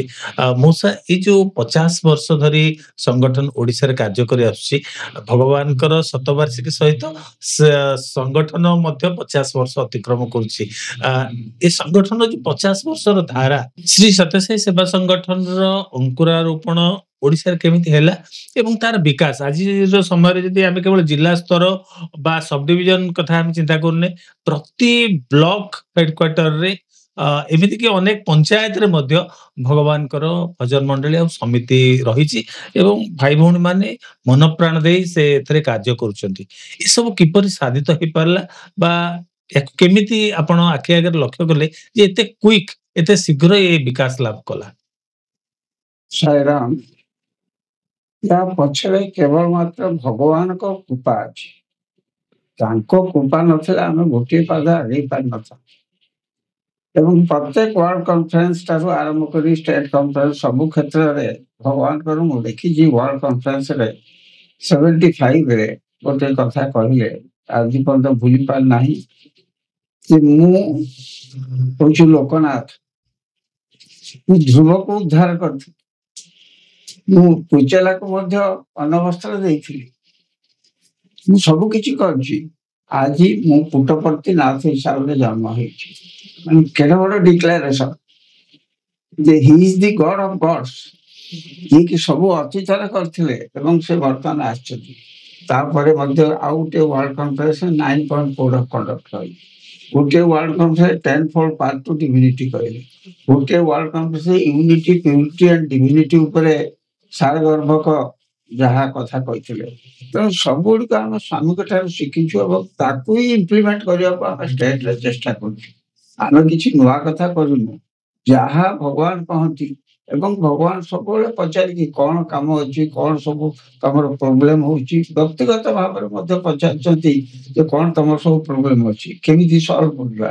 ସେ ସିଧାସଳଖ ଆମ ସହିତ କଥାବାର୍ତ୍ତା ମଧ୍ୟ କହିଛନ୍ତି। ପ୍ରମାଣ ପଣ୍ଡା କୁହନ୍ତୁ, ଆଏସ୍ ରାଓ କୁହନ୍ତୁ, ମୋ ପର୍ଯ୍ୟନ୍ତ ମଧ୍ୟ ସେ ଥିଲେ, କଥାବାର୍ତ୍ତା ହେଇଛନ୍ତି ଏବଂ ସବୁ କଥାରେ ଭଗବାନ ଆମକୁ ଆଶୀର୍ବାଦ କରୁଛନ୍ତି ଏବଂ ତାଙ୍କରି ପାଇଁ ଆଗେଇ ଯାଇଛି। କିନ୍ତୁ ତା ପଛରେ ଆମର ପୁରୁଷାର୍ଥ ମଧ୍ୟ ଦରକାର। ପୁରୁଷାର୍ଥ ନଥିଲେ ଈଶ୍ୱର କୃପା ଫଳବତୀ ହବନି। ତେଣୁକରି ଭଗବାନ ଯୋଉ ଆମକୁ ପୁରୁଷାର୍ଥ ମଧ୍ୟ ଓଡ଼ିଶା ଲୋକମାନଙ୍କ ପାଖରେ ତାଙ୍କ ପାଖରେ କୃତଜ୍ଞତା ପ୍ରକାଶ କରୁଛି, କାହିଁକିନା ତାଙ୍କ ପାଖରେ ପୁରୁଷାର୍ଥ ଥିଲା। ବାବା ଯାହା କହିଲେ ତାକୁ 100% ସେ ଇମ୍ପ୍ଲିମେଣ୍ଟ କରିବାକୁ ଚେଷ୍ଟା କରିଛନ୍ତି ଜୀବନରେ। ତେଣୁକରି ଭଗବାନଙ୍କ ଗ୍ରେସ୍ ମଧ୍ୟ ଓରି ଆସିଛି ସେଇ ଅନୁସାରେ। ତେଣୁକରି ଆମେ ପ୍ରତ୍ୟେକ କ୍ଷେତ୍ରରେ ଭଗବାନଙ୍କୁ ଉପଲବ୍ଧି କରୁଛୁ। ଏବଂ ଭଗବାନ ଗୋଟେ ଜାଗାରେ କହିଥିଲେ ଆଗରୁ ଯେ ଦେଖ ମୁଁ ଆଜି ସାକାର ରୂପରେ ଅଛି, ଦିନ ଆସିବ ମୁଁ ମଧ୍ୟ ନିରାକାର ହେଇଯିବି। ଜ୍ୟୋତି ଧ୍ୟାନ ସେଇଥିପାଇଁ କରୁଥାଉ, ଜ୍ୟୋତି ଧ୍ୟାନ ଭିତରେ ମୁଁ ଦର୍ଶନ ଦେବି। ସାକାର ଉପରେ ନହେଲେ ତାରି ଭିତରେ ସାକାର ରୂପରେ ଦର୍ଶନ ଦେବି। ଏବଂ ସ୍ୱାମୀ କହିଲେ ଯେ ସ୍ଥୂଳ ଶରୀରକୁ ଯିଏ ମୋର ଦେଖିଛି, ସ୍ଥୂଳ ଶରୀର ଦେଖିଲେ ସିଏ ଜଣେ ମହାତ୍ମାରେ ପରିଣତ ହେଇଛି, ଜଣେ ସାଧକରେ ପରିଣତ ହେଇଛି। ମୋର ସୂକ୍ଷ୍ମ ଶରୀର ତୁମ ସାଧନାକୁ ଆହୁରି ତୀବ୍ର କର। ତମେ ସୂକ୍ଷ୍ମ ଶରୀରକୁ ମୋର ଯଦି ଦେଖିପାରିବ ତାହେଲେ ତମେ ଜଣେ ମହାତ୍ମାରେ ପରିଣତ ହେଇପାରିବ। ଏବଂ ଆହୁରି ଯଦି ତୀବ୍ର କରିବ ସାଧନାକୁ ତାହେଲେ ମୋର କାରଣ ଶରୀରକୁ ଦେଖିଲେ ତମେ ପରମହଂସରେ ପରିଣତ ହେବ। ଏଇ କେଡ଼େ ବଡ଼ ଗିଫ୍ଟ ଟୁ ଦି ଏଣ୍ଟାୟାର ୱାର୍ଲଡ ଯେ ଆମେ ପରମହଂସ ହେଇପାରିବୁ, ଆମେ ମହାତ୍ମା ହେଇପାରିବୁ। ସ୍ୱାମୀଙ୍କର ଗିଫ୍ଟ ଏଟା। ଏଇଟାକୁ ଭାଇମାନେ ମନେ ରଖି ମୁଁ ଯୁଆଡ଼େ ଯାଏ କହେ ଭାଇ ଏଇ ତିନିଟା କଥା ଆମ ମଉସାଙ୍କ ସାଧନାକୁ ପରି ଆହୁରି ଆଗେଇବ। ବାଗ୍ମୀ ପ୍ରବକ୍ତା ମାନେ ସଂଗଠନର ଯୋଉମାନେ କର୍ମକର୍ତ୍ତା ସେ ସମୟ ରହିଥିଲେ, ଓଡ଼ିଶାର କୋଣ ଅନୁକୋଣ ବୁଲି ଭଗବାନଙ୍କର ବାର୍ତ୍ତାକୁ ପ୍ରସାର କରିବାରେ ସେମାନଙ୍କର ଯୋଉ ଯୋଗଦାନ ରହିଛି ତା ଅବିସ୍ମରଣୀୟ। ସେମାନେ ବାସ୍ତବିକ ପୁଣ୍ୟ ଶ୍ଲୋକ। ଏଇଥିପାଇଁ ସତ୍ୟସାଇ ସଂଗଠନର ଆଜିର ପ୍ରତ୍ୟେକ ଯୁବପିଢ଼ି ସେମାନଙ୍କୁ ମନେ ରଖିବା ଦରକାର ଏବଂ ସେମାନଙ୍କର ତ୍ୟାଗ ଏବଂ ସମର୍ପଣ ଭାବକୁ ମନେ ରଖିବା ଦରକାର। ଏ ସଂଗଠନରେ କିଛି ବର୍ଷ ଧରି କାର୍ଯ୍ୟ କରିବାର ଯୋଉ ଅପୂର୍ବ ସୌଭାଗ୍ୟ ଭଗବାନ ଦେଇଛନ୍ତି, ଗୋଟିଏ ଜିନିଷ ଲକ୍ଷ୍ୟ କରିବାକୁ ଇଚ୍ଛା ହୁଏ, ସଂଗଠନ ତିଆରି ହେଇନି ଗୋଟେ ବ୍ୟବସ୍ଥା ବା ଗୋଟେ କାର୍ଯ୍ୟଖସଡ଼ା ବା ଗୋଟେ ପ୍ରଶାସନିକ ଚିନ୍ତାଧାରାରେ ସଂଗଠନ ତିଆରି ହେଇନି। ଏ ସଂଗଠନ କେତେ ପ୍ରେମ, କେତେ ସ୍ନେହ, କେତେ ସମର୍ପଣ ଭାବ ଏବଂ କେତେ ତ୍ୟାଗର ଗୋଟେ ବିରାଟ ମଣ୍ଡପ ଏବଂ ଯାହା ଉପରେ ଆଜି ଆମେ ସମସ୍ତେ ଶତବାର୍ଷିକୀ ପାଳନ କରିବା ପାଇଁ ଯାଉଛେ। ନାରାୟଣ ଭାଇ ଆମ ସହିତ ଅଛନ୍ତି, ଖୁବ ନିକଟରୁ ତାଙ୍କୁ ଜାଣିବାର ଗୋଟେ ସୁଯୋଗ ମିଳିଛି। ଜଣେ ବାଳ ବିକାଶ ଗୁରୁ, ଜଣେ ସେବା ଦଳ କର୍ମୀ, ଜଣେ ଗୋଟେ ସମିତି ବି ଗୋଟେ ଭଜନ ମଣ୍ଡଳୀର ଆବାହକ ସେ ସମୟରେ ଥିଲେ ଏବଂ ତାପରେ ରାଜ୍ୟର ବେଦ କୋଅର୍ଡିନେଟର, ୟୁଥ କୋଅର୍ଡିନେଟର ଏବଂ ଉପସଭାପତି ଏବଂ ରାଜ୍ୟ ସଭାପତି, ବର୍ତ୍ତମାନ ଜୋନର ସଭାପତି ଭାବରେ ସେ କାର୍ଯ୍ୟ କରୁଛନ୍ତି। ଭାଇ ଆପଣ ରାଜ୍ୟର ବିଭିନ୍ନ କୋଣ ଅନୁକୋଣ ବୁଲିଛନ୍ତି, ଓଡ଼ିଆ ଲୋକମାନଙ୍କର ଯୋଉ ଛୋଟ ଛୋଟ କେନ୍ଦ୍ର ତାକୁ ମଧ୍ୟ ଦେଖିଛନ୍ତି। ପ୍ରତ୍ୟେକ କେନ୍ଦ୍ରରେ ଆପଣଙ୍କୁ କଣ ଅନୁଭବ ଆସିଛି ଯେ ଏ କେନ୍ଦ୍ର ଏତେ ସଶକ୍ତ ହେଇକି ସମଗ୍ର ରାଜ୍ୟରେ କେମିତି ପ୍ରସାର ଲାଭ କରିଛି? ସେଇଟା ତ ଯାହା ବର୍ତ୍ତମାନ ମଉସା କହିଲେ, ସେମାନଙ୍କର ଅବିଶ୍ରାନ୍ତ ପରିଶ୍ରମ, ଭଗବାନଙ୍କର ଅନୁଗ୍ରହ ଏଇଟା ମୁଁ ଦେଖିଛି। ଏବଂ ଭଗବାନଙ୍କ ପ୍ରତି ଯୋଉ ସମର୍ପଣର କଥା କହିଲେ, ଘରର ଆମର ଇଷ୍ଟ ହଉଛନ୍ତି ସତ୍ୟସାଇ। ଏବଂ ସେଇଟା ଯେତେବେଳେ ମୁଁ ଦେଖେ ଗାଁ ଗହଳିରେ, ଏବେ ରିସେଣ୍ଟଲି ଯୋଉ ପାଦୁକା ଯାତ୍ରା ଆମର ଚାଲିଛି, ଏ ପାଦୁକା ଯାତ୍ରା ସମୟରେ ମତେ ଲାଗେ ଯେ ଆମ ଘରେ ଯେତେବେଳେ ଆମର ଦିଅ ଖଟୁଲେ ଯୋଉ ଦିଅ ବସଉ, ଆମର ଗୃହ ଦେବତା, ଆମର ଗ୍ରାମ ଦେବତା, ଆମର ସବୁ ଦେବତା ଯେତେବେଳେ ସତ୍ୟସାଇ ହେଇଯାଆନ୍ତି, ସେଇଠି ସେ ଆପଣାର ପଣା ଆସିଯାଏ। ଏବଂ ପାଦୁକା ଅନେକ ଷ୍ଟେଟ ପାଇଛନ୍ତି ଭାଇ। ଏମିତି ନୁହଁ ଯେ ଦିବ୍ୟ ପାଦୁକା ଖାଲି ଓଡ଼ିଶାକୁ ଆସିଛି, କିନ୍ତୁ ଏ କଥା ସମସ୍ତେ ସ୍ୱୀକାର ବି କରୁଛନ୍ତି। ପାଦୁକା ଅନ୍ୟମାନେ ନେଇକି ଯାଇଛନ୍ତି, ଓଡ଼ିଶାକୁ ମଧ୍ୟ ପାଦୁକା ନିଜେ ଯାଇଛନ୍ତି। ଏଇଟା ଯୋଉ ସମ୍ପର୍କଟା ଥିଲା ତାର ପ୍ରତିଫଳନ ଆପଣ ଦେଖିପାରିଲେ। ଯୋଉ 3 ବର୍ଷ 3.5 ବର୍ଷ ଧରି ଭଗବାନ ଯୋଉ ଦୋଷ୍ଟ ସେଇ ଘରକୁ ଯାଇଛନ୍ତି। ଭଗବାନ ଯୋଉ ଘର ସେଇଠି ତାଙ୍କୁ ଖଟୁଲେ, ମହିଳା ଖଟୁଲେ ସଫା କରିକି ସେଇଠି ଭଗବାନଙ୍କୁ ଦିଅ କରିକି ବସେଇଛନ୍ତି। ସେମାନେ ଘରର ଇଷ୍ଟ ବନି ଯାଇଛନ୍ତି ସ୍ୱାମୀ। ତାପରେ ଆଉ ଭକ୍ତ ଭଗବାନର ସେଇ ସମ୍ପର୍କ ତା ବ୍ୟତିରେକ ଆଉ କିଛି ନଥାଏ। ଏବଂ ଏଇ ପାଦୁକା ଯାତ୍ରାରେ ଯୋଉ ବର୍ତ୍ତମାନ ରିସେଣ୍ଟଲି ଆମେ ତାକୁ ଏଇ ଶତବାର୍ଷିକୀ ପ୍ରୋଗ୍ରାମର ଅନ୍ତର୍ଗତ ତାର କଲମିନେସନ ବି ଜାନୁଆରୀ ମାସରେ କରିବାକୁ ଯାଉଛୁ। କହିବେ ବିଶେଷ ଭାବରେ ମୁଁ ଜାଣିନି ଏତେ, ତଥାପି ଇଏ ବି ଗୋଟେ ସେମିତି ମହୋତ୍ସବ ହବାକୁ ଯାଉଛି। ସବୁ ଏଠି ଆଉ ଉତ୍ସବ ନାହିଁ, ବର୍ତ୍ତମାନ ଶତବାର୍ଷିକୀରେ ସବୁ ମହୋତ୍ସବ। ଏବଂ we are expecting more than 20,000 25,000 people all across Odisha ଆସିକି ବାଲିଯାତ୍ରା ପଡ଼ିଆରେ ଜମା ହେବେ। ମୁଁ ତ ଖାଲି ଭିଜୁଆଲାଇଜ କରୁଛି କଣ ହବ ସେତେବେଳେ।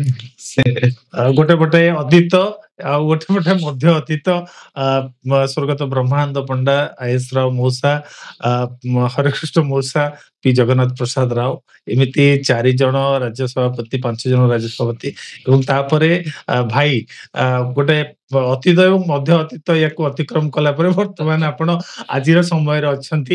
ଏତେ ବଡ ବ୍ୟାପ୍ତି ରଖିଥିବା ଏବଂ ଏତେ ବଡ ସୁନାମ ଏବଂ ଏତେ ସାଧନା ନିଷ୍ଠ ଗୋଟେ ସଂଗଠନ ଆଜି ଭଗବାନଙ୍କର ଜନ୍ମ ଶତବାର୍ଷିକୀ ଏବଂ ତାର 50ତମ ବାର୍ଷିକୀ ଉତ୍ସବ ପାଳନ କରିବାକୁ ଯାଉଛି, ରାଜ୍ୟ ସମ୍ମିଳନୀ ପାଳନ କରିବା ପାଇଁ ଯାଉଛି। ଆପଣଙ୍କର ଅନୁଭବ କଣ ଏବଂ ଆପଣ ତାକୁ କୋଉ ପ୍ରକାର ଭାବରେ ରୂପ ଦେବା ପାଇଁ ଚାହୁଁଛନ୍ତି? ଭାଇ ମୁଁ ଯେତେବେଳେ 3 ବର୍ଷ ପୂର୍ବରୁ ରାଜ୍ୟସଭାରେ ଦାୟିତ୍ୱ ପାଇଲି, ମତେ ସର୍ବଭାରତୀୟ ସଭାପତି ନିମେଶ ପାଣ୍ଡ୍ୟା ସାର୍ ଗୋଟେ ଜିନିଷ କହିଥିଲେ କି ସତ୍ୟା ୟୁ ଏନ୍ଜୟ ଦ ଜର୍ଣ୍ଣି। ଆଉ ସତରେ ମୁଁ ଏଇ 3 ବର୍ଷ 3.5 ବର୍ଷ ଭିତରେ ଗୋଟେ ଜିନିଷ ରିଅଲାଇଜ କରିଛି ଭାଇ, ଓଡିଶାରେ ଆପଣ ଷ୍ଟେଟ ପ୍ରେସିଡେଣ୍ଟ ହୁଅନ୍ତୁ କି ଯେକୌଣସି ଦାୟିତ୍ୱରେ ଥାନ୍ତୁ, ଓଡିଶା ସାରା ବୁଲିକି ସାଇ ଭକ୍ତ ମାନଙ୍କୁ ଦେଖା କରିବା ଆଣ୍ଡ ଦର୍ଶନ କରିବା ଆଉ ସାଇ ସେଣ୍ଟର୍ସ କୁ ଯିବା, ଏଇଟା ହିଁ ଗୋଟେ ପିଲଗ୍ରିମେଜ ଭାଇ ଲାଇଫ ର। ନିଶ୍ଚିତ ଆଉ ଭାବରେ ଏତେ ଆନନ୍ଦ ମିଳେ କାହିଁକିନା ଓଡିଶାରେ ପ୍ରତି ଗାଁରେ ପ୍ରତି ସେଣ୍ଟରରେ ଯୋଉ ଭକ୍ତି ଭାବ ଅଛି, ସ୍ୱାମୀଙ୍କ ପ୍ରତି ସମର୍ପଣ ଭାବ ଅଛି, ଆଉ ଯୋଉ ପବିତ୍ରତା ଅଛି, ଯୋଉ ପ୍ୟୁରିଟି ଅଛି, ଭଗବାନଙ୍କୁ ଯେତେ ଆକ୍ସେପ୍ଟ କରୁଛନ୍ତି ଲୋକ ତାଙ୍କ ଜୀବନରେ, ସେଇଟା ଆଉ କୋଉଠି ଆମେ ଦେଖିପାରୁନୁ। ଏଇ ଜିନିଷ କାହିଁକିନା ମୁଁ ଏଥିପାଇଁ କହୁଛି କାହିଁକିନା ମୁଁ 10 ବର୍ଷ ଭାଇ 11 ବର୍ଷ ସ୍ୱାମୀଙ୍କର ସ୍କୁଲର ଷ୍ଟୁଡେଣ୍ଟ ରହି ଆସିଛି। ପ୍ରଶାନ୍ତି ନିଲମରେ ମୁଁ 19 ବର୍ଷ କଟେଇଛି ଆଜ୍ଞା ଆଜ ଅ ଷ୍ଟୁଡେଣ୍ଟ ହଉ କିମ୍ବା ଆଜ ଅ ଷ୍ଟାଫ ହଉ, କିନ୍ତୁ ସିଏ ଗୋଟେ ନିଆରା ଏକ୍ସପିରିଏନ୍ସ ଥିଲା।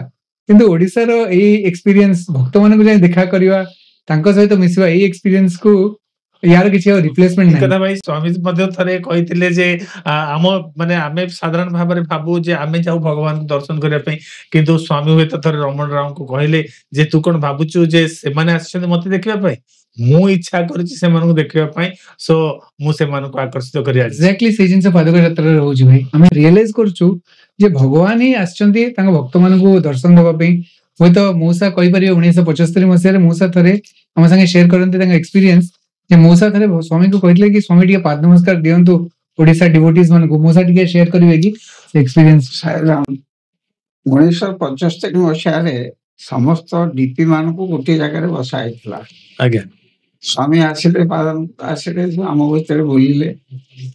ସେଇ ସମୟରେ ମୋର ଟିକେ ପିଲାଳିଆ ଖୋଇଥିଲା ଆଚ୍ଛା ଏବଂ ପିଲାଳିଆ ଖୋଇ ଅନୁସାରେ ମୁଁ ସ୍ୱାମୀକୁ କହିଲି, ସ୍ୱାମୀ ଟିକେ ପାଦ ନମସ୍କାର ଦେବେନି?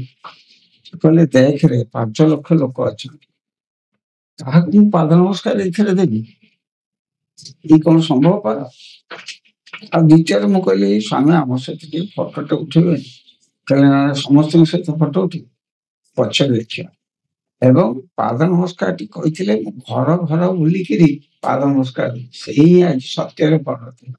ନିଶ୍ଚିତ ଭାବରେ ମୁଁ ସେଇଟାକୁ ଉପଲବ୍ଧି କଲି। ମୁଁ କହିଲି, ବାବା କଣ ତ କେବେ ମିଛ କହିବେନି, କେବେ ତ ଭୁଲ କହିବେନି, କହିଛନ୍ତି ପାଦ ନମସ୍କାର ଦେବେ, କେବେ ଦେବେ କେବେ ଦେବେ କେବେ ଦେବେ? ମୁଁ ସେ କଳ୍ପନା କରୁଥିଲି ଏଇ ଯୋଉ ପାଦୁକା ଆସିଗଲା ଯାତ୍ରା, କହିଲି ଭଗବାନ ତାଙ୍କର ପୂର୍ଣ୍ଣ ଯାହା କହିଥିଲେ ଆଜି ପୂର୍ଣ୍ଣ ହେଲା। ଏବଂ ଫଟୋଟି ଉଠେଇବା କଥା ଯୋଉ କହିଥିଲି 79ରେ ମତେ ଡାକିକିରି ସ୍ୱାମୀ କହିଲେ ତୁ ଗୋଟେ ହାର ଦବୁ, ଏବଂ ତାଙ୍କ ବେକରେ ହାର ପକେଇଲା ବେଳକୁ ଗୋଟେ ଫଟୋଟିଏ ଉଠିଥିଲା 79ରେ ମୋ ସ୍ୱାମୀକୁ। ଭାଇ ଯୋଉ ଜିନିଷ ମଉସା କହୁଛନ୍ତି, ମାନେ ହୁଏତ ସେଣ୍ଟେନାରୀ ଇୟର ଏଇ ବର୍ଷ ସମସ୍ତେ ଆମେ ତା ବିଷୟରେ ପୁରା ବିଶ୍ୱରେ ଡିସ୍କସନ ହଉଛି, କିନ୍ତୁ ଓଡିଶାରେ ଏଇ ସେଣ୍ଟେନାରୀ ଇୟର ସେଲିବ୍ରେସନ 3.5 ବର୍ଷ ହେଲାଣି ଆରମ୍ଭ ହେଇଗଲାଣି। ଆଉ ଯୋଉ ଜାଗାକୁ ସ୍ୱାମୀଙ୍କ ରଥ ଯାଉଛି ଆମେ ଫିଲ୍ କରୁଛୁ ଯେ ଭଗବାନ ନିଜେ ତାଙ୍କ ଚଏସରେ ସେ ଜାଗାକୁ ଯାଉଛନ୍ତି। ଆଜିକା ଡେଟରେ 3.5 ବର୍ଷ କମ୍ପ୍ଲିଟ ହେଇକି 35,000 କିଲୋମିଟର, 10,000 ଉର୍ଦ୍ଧ୍ୱ ଗାଁ, ଏବେ ସ୍ୱାମୀ 33 ନମ୍ବର ସାଇ ଜିଲ୍ଲାରେ ଅଛନ୍ତି। ଆଉ 2ଟା ଜିଲ୍ଲା ପରେ ଜାନୁଆରୀ 18ରେ ଆମେ ସ୍ୱାମୀଙ୍କ ପାଖରେ ପ୍ରେୟର ରଖିଛୁ। ଆମର ଷ୍ଟେଟ ଲେଭେଲରେ ଗୋଟେ ସ୍ୱାମୀଙ୍କର ବର୍ଥ ସେଣ୍ଟେନାରୀ ସେଲିବ୍ରେଟ କରିବାକୁ ଚାହୁଛୁ। ଷ୍ଟେଟ ଲେଭେଲ ସେଣ୍ଟେନାରୀ ସେଲିବ୍ରେସନ୍ସ, ତା ସହିତ ଆମର 50th ଷ୍ଟେଟ କନଫରେନ୍ସ, ଆଉ ତା ସହିତ ଏଇ ପାଦୁକା ଯାତ୍ରାର ସମାବର୍ତ୍ତନ। ଭାଇ ଏ ପାଦୁକା ଯାତ୍ରା କଥା ଯେତେବେଳେ ଆଲୋଚନାର ପରିସରକୁ ଆସୁଛି, ସତେ ଯେମିତି ଲାଗୁଛି ଆଉ ଗୋଟେ ସତ୍ୟମ ଶିବମ୍ ସୁନ୍ଦରମ୍ ଲେଖା ହଉଛି। ଆମର ମନେ ପଡୁଛି ଯେତେବେଳେ ମହାନଦୀ ସେ ଯୋଉ ରହିଛି ଆମର ହୀରାକୁଦ ଡ୍ୟାମର ପଛ ରାସ୍ତା ଦେଇକି ଯେତେବେଳେ ସ୍ୱାମୀଙ୍କ ରଥ ଯାଉଥିଲା, ଦୀର୍ଘ ମାନେ ଗୋଟେ ଲମ୍ବା ଲାଇନ ମାନେ କାର ପ୍ରାୟ 1.5 କିଲୋମିଟର 2 କିଲୋମିଟର ଅନେକ ଗୁଡେ କାର ସ୍ୱାମୀଙ୍କ ମାନେ ରଥ ପଛପଟେ ଯାଉଥାଏ ଏବଂ ହଠାତ୍ ମୁଁ ଜଷ୍ଟ ସ୍ୱାମୀଙ୍କର ରଥର ପଛ କାରରେ ବସିଥିବାର ସୌଭାଗ୍ୟ ପାଇଥିଲି ଏବଂ ଗୋଟେ ଲୋକଟେ ତାର ଚାଷ କରୁଥିଲା ଜମିରେ ମାନେ କଣ କାମ କରୁଥିଲା ଏବଂ ସେ ସେଠରୁ ତାର ଆସିକି ତାର ଗାମୁଛା ମୁଣ୍ଡରୁ ଫିଟେଇକରି ରାସ୍ତା କଡରେ ସେ ଠିଆ ହେଇଛି ଏବଂ ସେ ପ୍ରଣାମ ନିବେଦନ କରୁଛି ଏବଂ ରଥର ଡ୍ରାଇଭର ମଧ୍ୟ ଖୁବ ସତର୍କତାର ସହିତ ରଥକୁ ଟିକେ ସ୍ଲୋ କରିଦେଇଛନ୍ତି ଏବଂ ସେ ଆସି ଭଗବାନଙ୍କର ପାଦକୁ ସ୍ପର୍ଶ କରିଦେଇଛନ୍ତି। ଏଇ ଯୋଉ ଜିନିଷ ଗୁଡାକ ଯେ ସେ କାହାକୁ ତାଙ୍କର ସ୍ପର୍ଶ ଦେବେ କାହାକୁ ସେ ଅନୁଭବ ଦେବେ ହୁଏତ ଓଡିଶାର ଘର ଘର ବୁଲିକିରି ସେ ସେଇ ଜିନିଷ ଟିକେ କରିଚାଲିଛନ୍ତି। ଅନେକ କାହାଣୀ ଅନେକ କଥା ଅନେକ ଅନୁଭବର ଯୋଉ ଦିବ୍ୟ ଚରିତ୍ର ଯାହା ମଉସା କହୁଥିଲେ ଅନେକ ଅନୁଭବର କଥା ତିଆରି ହେଇଯାଉଛି ହୁଏତ ମଣିଷର ହୃଦୟ ଭିତରେ ରହିଯାଉଛି ତାକୁ ଯଦି ଲେଖି ବସନ୍ତେ ସେ ଗୋଟେ ସତ୍ୟମ ସୁନ୍ଦର ହୁଅନ୍ତା। ତେବେ ଏଇ ପାଦୁକା ଯାତ୍ରା କଲମିନେସନ ପାଇଁ ଆମର କଣ ପ୍ରିପାରେସନ ରହିଛି ଆମେ ତାକୁ କେମିତି କରିବା? ଭାଇ ଏଇଟା ହୁଏତ ଅନେକ ବର୍ଷର ପ୍ରାର୍ଥନା ଆମର ଓଡିଶା ସଂଗଠନରେ ଆଗରୁ ଆମେ ଏତେ ବଡ ଭକ୍ତ ସମାଗମ କେବେ କରିନେ।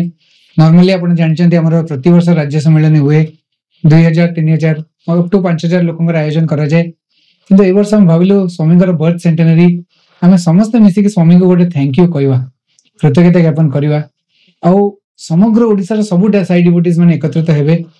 ଆମେ ଏକ୍ସପେକ୍ଟ କରୁଛୁ ମୋର ଦେନ୍ 20,000 ଡିଭୋଟିଜ ଏକତ୍ରିତ ହେବେ। ଅନେକ ଜାଗା ଆମେ ଖୋଜିଲୁ କଟକ ଭୁବନେଶ୍ୱର ପୁରୀ କୋଉଠି ଆମେ କରିପାରିବୁ ବ୍ରହ୍ମପୁର ବହୁତ ଜାଗା ଖୋଜିଲା ପରେ ଗୋଟେ ଦିନ ଆମକୁ କଟକରୁ ଫୋନ ଆସିଥିଲା ଜିଲ୍ଲା ସଭାପତିଙ୍କର ଆଉ ଆମେ ଯାଇକି ବାଲିଯାତ୍ରା ପଡିଆ ଗୋଟେ ଅପସନ ଦେଖିବା ବୋଲି ଭାବିକି ଯାଇ ପହଞ୍ଚିଲୁ ଆଉ ସମ୍ଭବ ଏମିତି ଇନସିଡେଣ୍ଟ ହେଲା ଯେ ସେଇଦିନ ହିଁ ବାଲିଯାତ୍ରା ପଡିଆରେ କରିବା ବୋଲି ଆମେ ଫାଇନାଲାଇଜ କଲୁ ଆଣ୍ଡ ଆଡମିନିଷ୍ଟ୍ରେସନ ବି ଇମିଡିଏଟଲି ତାକୁ ସ୍ୱୀକୃତି ଦେଲେ ଆଉ ଆମ ଗତ ରାଜ୍ୟ ସମ୍ମିଳନୀରେ ଆମେ ସେଇଟା ଆନାଉନ୍ସ କରିଦେଲୁ ଆଉ ତାପରେ ଆମେ ପରବର୍ତ୍ତୀ ସମୟରେ ପ୍ରିପାରେସନ ଷ୍ଟାର୍ଟ କଲୁ। ତାର କିଛି ମାସ ପରେ ଭାଇ ମୁଁ ରସବୈଷ ପଢୁଥିଲି ବ୍ରହ୍ମାନନ୍ଦ ଅଜାଙ୍କର ଅଟୋବାୟୋଗ୍ରାଫି ଆପଣମାନେ ବି ପଢିଥିବେ ମୁଁ ବି ଆଗରୁ 2 ଥର ପଢିଥିଲି ବଟ୍ ସମ୍ଭବ ଏଇ ଲାଇନ୍ସ ଟା ମିସ୍ କରି ଯାଇଥିଲି। 1971 ମସିହାରେ ଅଜା ଯାଉଛନ୍ତି ସ୍ୱାମୀଙ୍କ ପାଖକୁ ଆକ୍ଚୁଆଲି ରସବୈଷରେ ବହୁତ ପେନଫୁଲ ମୁଭମେଣ୍ଟ ବି ଅଛି ଆମ ମାନଙ୍କ ପାଇଁ ଯୋଉ ମୁଭମେଣ୍ଟ ସ୍ୱାମୀ କହିଛନ୍ତି ଓଡିଶା ଆସିବେ ଆଉ ଆସିନାହାନ୍ତି ତ ଅଜା ତାଙ୍କର କଷ୍ଟ ବ୍ୟକ୍ତ କରୁଛନ୍ତି ସ୍ୱାମୀ ଆଗରେ ସ୍ୱାମୀ ଆପଣ କହିଲେ ଓଡିଶା ଆସିବେ ଆସିଲେନି ଭକ୍ତମାନେ ଅପେକ୍ଷା କରିଥିଲେ ସ୍ୱାମୀ କହିଲେ ଠିକ ଅଛି ତ ଆଉ ଗୋଟେ ପ୍ଲାନ ବନା ମୁଁ ଯିବି ଆଉ ଅଜା ଗୋଟେ ପ୍ରୋଗ୍ରାମ ବନେଇ ସ୍ୱାମୀଙ୍କୁ ଦଉଛନ୍ତି ସ୍ୱାମୀ ତାକୁ ଟିକେ ମଡିଫାଏ କରୁଛନ୍ତି ଫାଇନାଲ ପ୍ରୋଗ୍ରାମ ଯୋଉ ଅଜା ସ୍ୱାମୀଙ୍କୁ ଦଉଛନ୍ତି ବ୍ରହ୍ମାଣ୍ଡ ଅଜା ଦଉଛନ୍ତି ସେଥିରେ ଲେଖା ହେଇଛି ଯେ ସ୍ୱାମୀ ଆସିକି ଭାଇଜାଗରେ ଓହ୍ଲେଇବେ ବାଇ ରୋଡ ଯିବେ ଓଡିଶା ଭିତରକୁ ସବୁ ଭକ୍ତମାନଙ୍କୁ ବାଟ ଦର୍ଶନ ଦେଇ ଯିବେ ଫାଇନାଲି ଓଡିଶାର ସବୁ ଡିଭୋଟିଜ ମାନଙ୍କୁ ଗୋଟେ ଜାଗାରେ ଏକତ୍ରିତ କରାଯିବ ଯୋଉଠି ସେମାନେ ସ୍ୱାମୀଙ୍କ ଦର୍ଶନ କରିପାରିବେ ଆଉ ସେ ଜାଗା ହଉଛି କଟକର ବାଲିଯାତ୍ରା ପଡିଆ। ମୁଁ ଯେତେବେଳେ ଲାଇନ୍ସ ପଢିଲି ମୁଁ ରିୟଲାଇଜ କଲି ଯେ ଇଏ ପ୍ରୋଗ୍ରାମ ମାସେ 2 ମାସ 3 ମାସର ପ୍ରୋଗ୍ରାମ ନୁହଁ ଏ ପ୍ରୋଗ୍ରାମ ଆମେ ମାନେ ବସିକି ଷ୍ଟେଟ ପ୍ରେସିଡେଣ୍ଟ ବନେଇବା ପ୍ରୋଗ୍ରାମ ନୁହଁ ଏ 50 ବର୍ଷ ଆଗରୁ କି କେତେ ବର୍ଷ ପୂର୍ବରୁ ଆମେ ଜାଣିନୁ ଭଗବାନ ନିଜେ ପ୍ରୋଗ୍ରାମ ବନେଇଛନ୍ତି ଆଉ ଏଇ ଇଭେଣ୍ଟ ପାଇଁ ଆମେ ମାନେ ସମସ୍ତେ ପ୍ରିପେୟାର ହଉଛୁ ୱିଥ ଦିସ୍ ଫିଲିଂ କି ଭଗବାନ ସ୍ୱୟଂ ଆସୁଛନ୍ତି ଜାନୁଆରୀ 18 ତାରିଖ କଟକର ବାଲିଯାତ୍ରା ପଡିବ। ସମାନ ଅନୁଭବ ନିଶ୍ଚିତ ଭାବରେ ସେଥିରେ ରହିବ ଯେ ଆମେ ସମସ୍ତେ ସମ୍ପୃକ୍ତ ହବା ସମସ୍ତେ ସହଯୋଗର ହାତ ବଢେଇବା ଏବଂ ସମସ୍ତଙ୍କର ଉପସ୍ଥିତିରେ ଏମିତି ଏକ କାର୍ଯ୍ୟକ୍ରମ ହବ। ଭାଇ ଅଛନ୍ତି ଆମ ସହିତ ନାରାୟଣ ଭାଇ ମୁଁ ତାଙ୍କର ଜାଣିବା ପାଇଁ ଚାହିଁବି ଯେ ଏଇ ଯୋଉ ପାଦୁକା ଯାତ୍ରାର ସମାବର୍ତ୍ତନ ଉତ୍ସବ ହବ ଏବଂ ରାଜ୍ୟ ସଂଗଠନର 50ତମ ରାଜ୍ୟ ସମ୍ମିଳନୀ ଅନୁଷ୍ଠିତ ହବ ଏଠି ଆମେ କୋଉମାନଙ୍କୁ ସବୁ ଦେଖିବାକୁ ପାଇବା କୋଉମାନଙ୍କର ଉପସ୍ଥିତି ରହିବ ଏବଂ ସେଠି ସତ୍ସଙ୍ଗ ବା ତାର କାର୍ଯ୍ୟକ୍ରମର ମାହୋଲ କେମିତି ରହିବ ଚିନ୍ତା କରିଛନ୍ତି? ଆମେ ତ ବସୁ ସବୁବେଳେ ସନ୍ତୋଷର ଭାଇ ମୁଁ ଅଞ୍ଜନି ଆମେ ସବୁ ବସିକି ସବୁବେଳେ ସାଇ ପ୍ରସାଦ ଭାଇ ଆଲୋଚନା କରୁ ଆମର ଛୋଟ ମଣିଷ ହିସାବରେ ଆମର ଯେତିକି ଇମାଜିନେସନ ଯାଏ ଆମେ ସେଇ ପର୍ଯ୍ୟନ୍ତ ଭାବି ପାରୁ କିନ୍ତୁ ଯାହା କରିବା କଥା ତ ସ୍ୱାମୀ କରିବେ।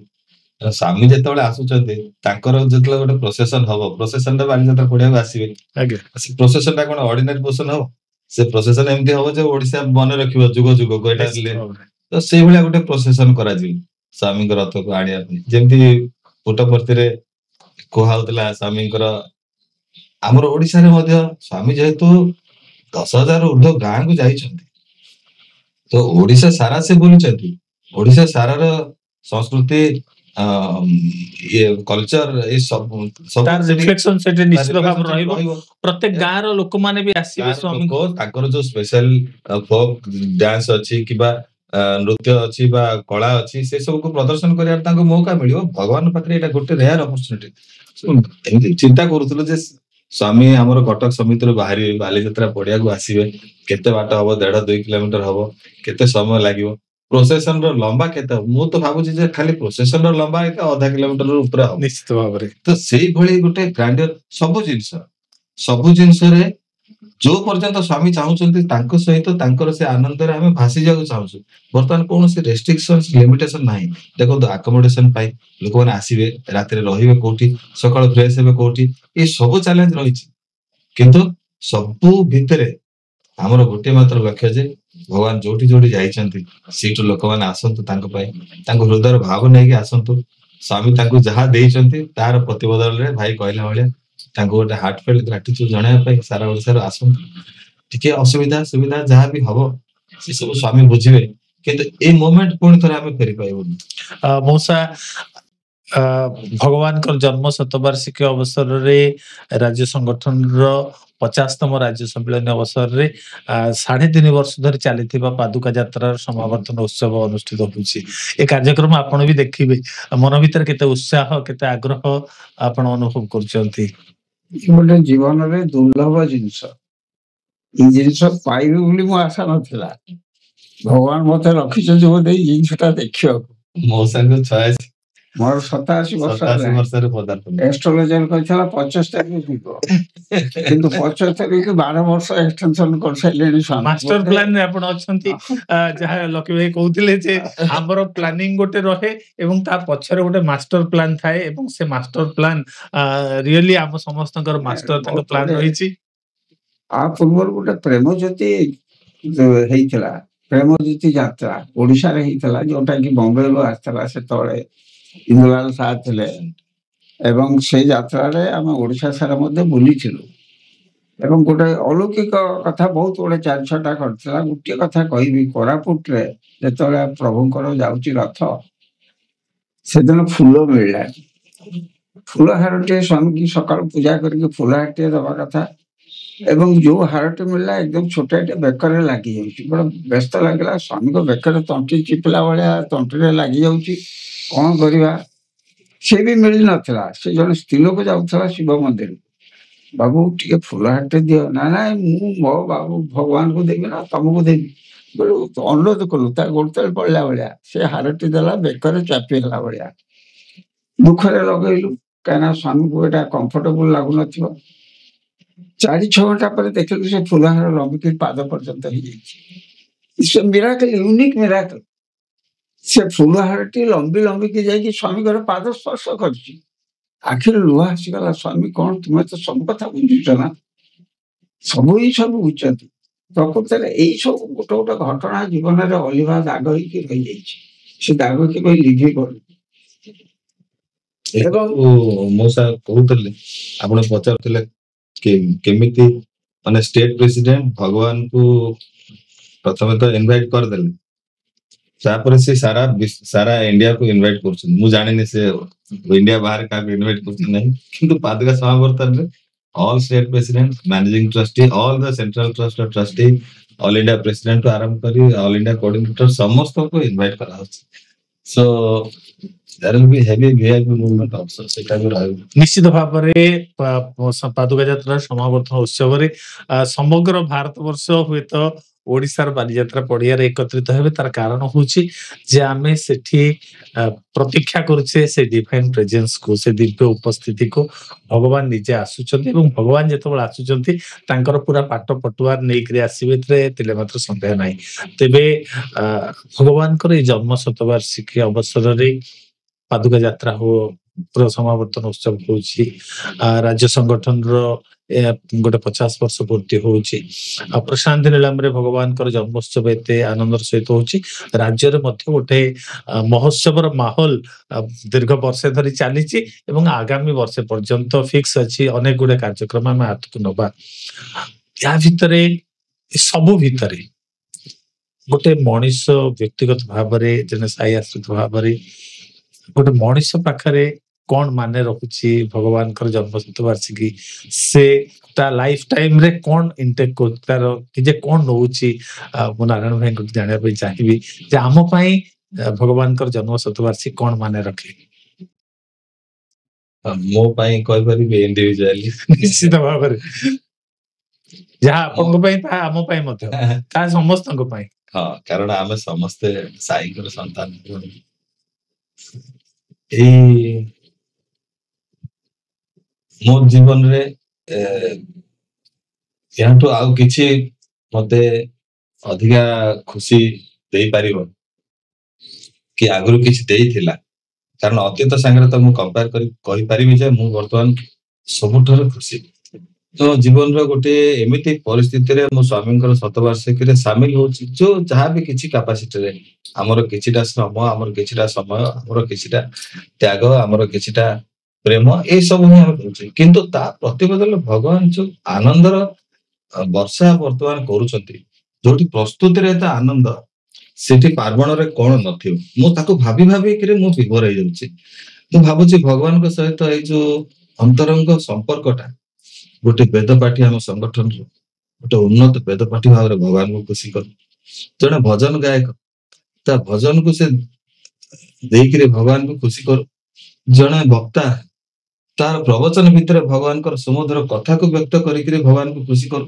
ଏଭ୍ରିବଡି ସୁଡ୍ ଲୁକ୍ ଫର ଆନ୍ ଅପରଚ୍ୟୁନିଟି ଟୁ ପ୍ଲିଜ ଗଡ ତାଙ୍କ ନିଜ କାପାସିଟିରେ ମୁଁ କିଛି ବି ନୁହଁ ତଥାପି ବି ମୁଁ ଭଗବାନଙ୍କୁ ଦେଖି ଭଗବାନ ମୋ ମୁହଁକୁ ଦେଖି ଟିକେ ଖୁସି ହେଇଯାଆନ୍ତୁ ମୁଁ ସବୁବେଳେ ନିଜକୁ ସେତିକି ପ୍ରସନ୍ନ ରଖିବି ପ୍ରଫୁଲ୍ଲ ରଖିବି ଏଭଳି ବିଷ୍ଟବାସୀ ହେବି ସମସ୍ତଙ୍କ ସହିତ ପ୍ରେମର ସହିତ ଚଳିବି ଏତିକି ବି ଭଗବାନଙ୍କୁ ପ୍ରୀତ କରିବ ଏବଂ ତାଙ୍କର ଯେହେତୁ ଗୋଟେ ଗୋଟେ ବାର୍ଥଡେରେ ସତ୍ୟେଶ୍ୱର ଭାଇ କହୁଥିଲେ ଭଗବାନ କେତେ ଖୁସି ଥାନ୍ତି କେତେ ଏକ୍ସାଇଟେଡ ଥାନ୍ତି ଆଉ ଏତେ ଗେଷ୍ଟ ଆସିଲା ପରେ ବି ସେମାନେ ଯେତେବେଳେ ଯିବାକୁ ବାହାରନ୍ତି ସ୍ୱାମୀ କହନ୍ତି ପଳେଇବୁ ଆଉ 2 ଦିନ ରହିଯାଉନୁ ମାନେ ତାଙ୍କ ମନ କେବେ ଘରେ ନାହିଁ ତେଣୁକରି ଆମେ ଭଗବାନଙ୍କର ସେଣ୍ଟିନାରୀରେ ଭଗବାନ ଆମକୁ କେତେ ପ୍ରତୀକ୍ଷାର ସହିତ ଅପେକ୍ଷା କରିଛନ୍ତି ଏଟାକୁ ଆମେ ରିଅଲାଇଜ କରିବା କଥା ଆଉ ଏଇ ମୋମେଣ୍ଟକୁ ଆମକୁ ବଞ୍ଚିବାକୁ ପଡିବ ତାପରେ ପଛକେ ମୃତ୍ୟୁ ଆସିଯାଉ ଏଇ ମୋମେଣ୍ଟଟା କୁ ଆମେ ଯଦି ବଞ୍ଚିଯିବା ଠିକରେ ତାହେଲେ ଆମ ଜୀବନ ସାର୍ଥକ ହେଇଯିବ ଏହା ମୋର ନିହାତି ଭାବରେ ସତେଶ୍ୱର ଭାଇ ଆପଣ ଟିକେ କହିବେ ଯେ ପ୍ରକୃତରେ ଆପଣଙ୍କ ପାଇଁ କଣ ମାନେ ରଖୁଛି ବ୍ୟକ୍ତିଗତ ଭାବରେ ଆପଣ କେତେ ଉତ୍ସାହିତ କେତେ ଆନନ୍ଦିତ ଭାଇ ମୁଁ 10th standard ରେ ପଢୁଥିଲି ଗୋଟେ ଇନସିଡେଣ୍ଟ ହେଇଥିଲା ଅନେକ ବର୍ଷ 30 ବର୍ଷ ପରେ ମୋର ଏଇ ବର୍ଷ ସେ ଇନସିଡେଣ୍ଟ ମନେ ପଡିଲା ଆମେ ଆଜ ଏ ବ୍ୟାଚ୍ ଥରେ ସ୍ୱାମୀକୁ ଇଣ୍ଟରଭ୍ୟୁ ପାଇଁ ପ୍ରେ କରୁଥିଲୁ ବହୁତ ଦିନ ଗଡିଗଲା ଭଗବାନ ଇଣ୍ଟରଭ୍ୟୁ ଦଉନଥାନ୍ତି ତାପରେ ଆମେ ଭାବିଲୁ କଣ କରିବୁ କେମିତି ସ୍ୱାମୀକୁ ଚିଠି ଲେଖିଲୁ ବହୁତ କାର୍ଡ ଦେଲୁ ଯେତେ ପ୍ରକାର ଆୟୋଜନ ଆମେ କଲୁ ସବୁଥିରେ ଆମେ ଫେଲ ମାରିଲୁ ତାପରେ ଆମ ସିନିୟର୍ସ ଆଉ ଟିଚର୍ସ ମାନଙ୍କ ଆଡଭାଇସ ନେଇକି ଗୋଟେ ଦିନ ଆମେ କଣ କଲୁ ଯେତେବେଳେ ଭଗବାନ ଆସିଲେ ଦର୍ଶନକୁ ଆମେ ସ୍ୱାମୀକୁ ପୁରା ଘେରିଗଲୁ ଘେରିକି ସ୍ୱାମୀ କହିଲୁ please Swami please Swami please Swami ଚିଲେଇବାକୁ ଲାଗିଲୁ ବହୁତ ବଡ ପାଟିରେ ପୁରା କୁଲବନ୍ତ ହଲ କମ୍ପୋଜ ଥାଏ ସ୍ୱାମୀ କହିଲେ କଣ ଦରକାର ତମକୁ ସ୍ୱାମୀ ଇଣ୍ଟରଭ୍ୟୁ ଦରକାର ଆମକୁ ଇଣ୍ଟରଭ୍ୟୁ ଦିଅନ୍ତୁ ବ୍ୟାଚ୍ କୁ ପୁରା ସ୍ୱାମୀ କହିଲେ ଦେଖୁଛି ଆମେ କିନ୍ତୁ ବାଟ ଛାଡିଲୁନି ସ୍ୱାମୀ ପ୍ଲିଜ ସ୍ୱାମୀ ବହୁତ ଜୋର ବହୁତ ବଡ ବାଟରେ କହିଲୁ ସ୍ୱାମୀ କହିଲେ ଆଉ କିଛି ଉପାୟ ନାହିଁ ବାଟ ବି ନାହିଁ ଆଗକୁ ଯିବାକୁ ତ ସ୍ୱାମୀ କହିଲେ ଠିକ ଅଛି ତୁମେ ବ୍ୟସ୍ତ ହୁଅନି ତମକୁ ଏଇ ଗୁରୁବାର ଦିନ ଇଣ୍ଟରଭ୍ୟୁ ମୁଁ ଦେବି ତ ଯେହେତୁ ଆମର ଡିମାଣ୍ଡ ପୂରଣ ହେଇଗଲା ଆମେ ବାଟ ଛାଡିକି ପଛେଇ ଗଲୁ ଆଉ କହିଲୁ ଥ୍ୟାଙ୍କ ୟୁ ସ୍ୱାମୀ କହିକି ଆମେ ପଛେଇ ଗଲୁ ସ୍ୱାମୀ କିନ୍ତୁ ସେଇଠୁ ହଟିଲେନି ସ୍ୱାମୀ ସେଠି ଠିଆ ହେଇ କହିଲେ ତୁମେ ଏତେ ବଦମାସ ପିଲା ଯେତେବେଳେ ତମର କାମ ଅଛି ମୋ ପାଖରେ ତୁମେ ପ୍ଲିଜ ସ୍ୱାମୀ ଏତେ ବଡ ପାଟିରେ କହୁଛ ପୁରା ଫୁଟପଟେ ଶୁଣି ପାରୁଛି କିନ୍ତୁ କାମ ସରିଗଲେ ତୁମେ ଥ୍ୟାଙ୍କ ୟୁ ସ୍ୱାମୀ ଏତେ ଧୀରେ କହୁଛ ଯେ ଏଇ ପାଖରେ ମୁଁ ଫୁଟେ ଦୂର ଠିଆ ହଉଛି ମୁଁ ଶୁଣିପାରୁନି ଭାଇ ମୁଁ ଭାବୁଛି ଆମ ଜୀବନ ସାରା ଆମେ ସ୍ୱାମୀଙ୍କୁ ପ୍ଲିଜ ସ୍ୱାମୀ ସବୁ ଜିନିଷ ପାଇଁ କହୁ ମୋ ଚାକିରି ପାଇଁ ହଉ ମୋ ଫୁଟବର୍ତ୍ତୀ ଯିବା ପାଇଁ ହଉ ସଂଗଠନରେ ସେବା କାମ କରିବା ପାଇଁ ହଉ କୋଉ ଗୋଟେ ପ୍ରୋଗ୍ରାମ ଆଟେଣ୍ଡ କରି ସବୁ ଜିନିଷରେ ଆମେ ପ୍ଲିଜ ସ୍ୱାମୀ କହୁଛୁ ମୁଁ ଭାବୁଛି ସେଣ୍ଟେନାରୀ ଇୟରରେ ଗୋଟେ ଥ୍ୟାଙ୍କ ୟୁ ସ୍ୱାମୀ କହିବା ବହୁତ ବଡ ପାଟିରେ ଆମେ ଆମର ଗୋଟେ ଓଡିଶାରେ ସେଣ୍ଟିମେଣ୍ଟ ଆମର ଗୋଟେ ପ୍ରେୟର ଅଛି ଯେ ଆମେ ଯେତେବେଳେ ଏକତ୍ରିତ ହବା ଏତେ ବଡ ପାଟିରେ ଆମେ ଥ୍ୟାଙ୍କ ୟୁ ସ୍ୱାମୀ କହିବା ଯେ ପ୍ରଶାନ୍ତ ନିଲୟରେ ବସିଥିବା ସ୍ୱାମୀଙ୍କୁ ବି ଆମର ଥ୍ୟାଙ୍କ ୟୁଟା କେମିତି ଶୁଭାଯିବ ଏଇଟା ଗୋଟେ ବଡ ଅପରଚ୍ୟୁନିଟି ଭାଇ ଆମ ପାଇଁ ମୁଁ ପଢୁଥିଲି କୋଉଠି 50th କି 60th ବର୍ଥଡେ ପରେ ସ୍ୱାମୀ ଯାଇଥିଲେ ପୁଟପର୍ତ୍ତି ଯେତେବେଳେ ବର୍ଥଡେ ସେଲିବ୍ରେସନ ସରିଗଲା ସ୍ୱାମୀ ବାଙ୍ଗାଲୋର ଗଲେ ଆଉ ବାଙ୍ଗାଲୋରରେ ଗୋଟେ 5-6 days ର ସେଲିବ୍ରେସନ ସେଇଠି କରାଗଲା ଏଇ ବର୍ଷ ବି ଆମର ଏଇଭଳିଆ ପ୍ରେୟର ଅଛି ନଭେମ୍ବର 23rd ରେ ପୁଟପର୍ତ୍ତିରେ 100th ବର୍ଥଡେ ସେଲିବ୍ରେସନ ସରିବ 130ଟି ଦେଶରେ 100th ବର୍ଥଡେ ସେଲିବ୍ରେସନ ସରିବ କିନ୍ତୁ ଓଡିଶାରେ ନଭେମ୍ବର 23rd ରେ ସରିବନି ଜାନୁଆରୀ 23 ପର୍ଯ୍ୟନ୍ତ ଚାଲିବ। ନିଶ୍ଚିତ ଜାନୁଆରୀ 18 ରେ ଆମର ପାଦୁକା ଯାତ୍ରା ସମାବର୍ତ୍ତନ ଉତ୍ସବ, ତାପରେ 4 ଦିନ ସ୍ୱାମୀ ରହିବେ ରଥାରୂଢ ହେଇକି ସାଇଜାନିରେ। ଆଉ ଜାନୁଆରୀ 23 ଦିନ ଯୋଉ ଦିନ ସ୍ୱାମୀ ରଥରୁ ଓହ୍ଲେଇକି ପାଦୁକା ମନ୍ଦିରରେ ସ୍ଥାପନା କରାଯିବ, ସେଇ 100 କୋଟି ଲିଖିତ ଶପଥ ତଳେ ଯେତେବେଳେ ସେ କୁଶନ ଉପରେ ଯେତେବେଳେ ସ୍ୱାମୀଙ୍କ ପାଦ ସେଇଠି ଆରାମ କରିବ, ସେଇଦିନ ଆମର ଏ 100 ବର୍ଥଡେ ସେଲିବ୍ରେସନ୍ସ ର ସମାବର୍ତ୍ତନ ହବ ବୋଲି ଆମେ ପ୍ରେୟର କରୁଛୁ ସ୍ୱାମୀଙ୍କୁ। ନିଶ୍ଚିତ ଭାବରେ ଇଏ ବହୁତ ବଡ ଜିନିଷ। ତେବେ ଆପଣ ମାନଙ୍କ ମନ ଭିତରେ କଣ ଥିଲା? ମୁଁ ଯେହେତୁ ପ୍ରଶ୍ନ କରିବାର ଦାୟିତ୍ୱ ମତେ ଦେଇଛନ୍ତି, ମୁଁ ଆପଣଙ୍କୁ ପ୍ରଶ୍ନ କଲି, ଆପଣ ମାନେ ଉତ୍ତର କଲେ, କିନ୍ତୁ ବାସ୍ତବିକ ଆଜି ମନ ଭିତରେ ଭାବିବାକୁ ଇଚ୍ଛା ହଉଛି ଯେ କେତେ ସୌଭାଗ୍ୟବାନ ଆମେ ସମସ୍ତେ ଯୋଉମାନେ ବଞ୍ଚିକି ରହିଛେ, ଭଗବାନଙ୍କର ଜନ୍ମ ଶତବାର୍ଷିକୀକୁ ଅତିକ୍ରମ କରୁଛେ, ତାଙ୍କର ସଂଗଠନ ଭିତରେ ତାଙ୍କର ଅଭୟ ହସ୍ତର ଛାୟା ତଳେ ରହିଛେ, ସଂଗଠନର କର୍ମକର୍ତ୍ତା ଭାବରେ କାର୍ଯ୍ୟ କରିବାର ସୁଯୋଗ ପାଇଛେ ଏବଂ ଆମମାନଙ୍କୁ ପ୍ରେରିତ କରିବା, ଆମମାନଙ୍କ ଭିତରେ ସେ ଉତ୍ସାହ ଭରିଦେଇ ଭଗବାନ ତାଙ୍କର ଜନ୍ମ ଶତବାର୍ଷିକୀର ଏଇ ଲୀଳା କରୁଛନ୍ତି। ନିଶ୍ଚିତ ଭାବରେ ଭଗବାନ ଆମ ସମସ୍ତଙ୍କୁ ଏଥିପାଇଁ ଆଶୀର୍ବାଦ କରିବେ, ଆମ ସମସ୍ତଙ୍କ ଉପରେ ତାଙ୍କର କୃପା ଝରି ପଡ଼ିବ। ଓଡ଼ିଶାର ଅଗଣତି ସାହି ଆଶ୍ରିତ ମାନେ ନିଶ୍ଚିତ ଭାବରେ ଭଗବାନଙ୍କର ଜନ୍ମ ଶତବାର୍ଷିକୀ ଖୁବ୍ ନିଷ୍ଠାର ସହିତ ଆନନ୍ଦର ସହିତ ପାଳନ କରିବେ। ଆଜିର ଏ ସତ୍ସଙ୍ଗ ନିଶ୍ଚିତ ଭାବରେ ଆମେ ସମସ୍ତେ ଆମ ହୃଦୟର ଗଭୀରତମ ପ୍ରଦେଶରୁ ଭଗବାନଙ୍କର ପାଦ ପଦ୍ମରେ ସମର୍ପଣ କରିବା। ଆଜିର ଏ ସତ୍ସଙ୍ଗକୁ ଶାନ୍ତି ପାଠ କରି ଶେଷ କରିବା।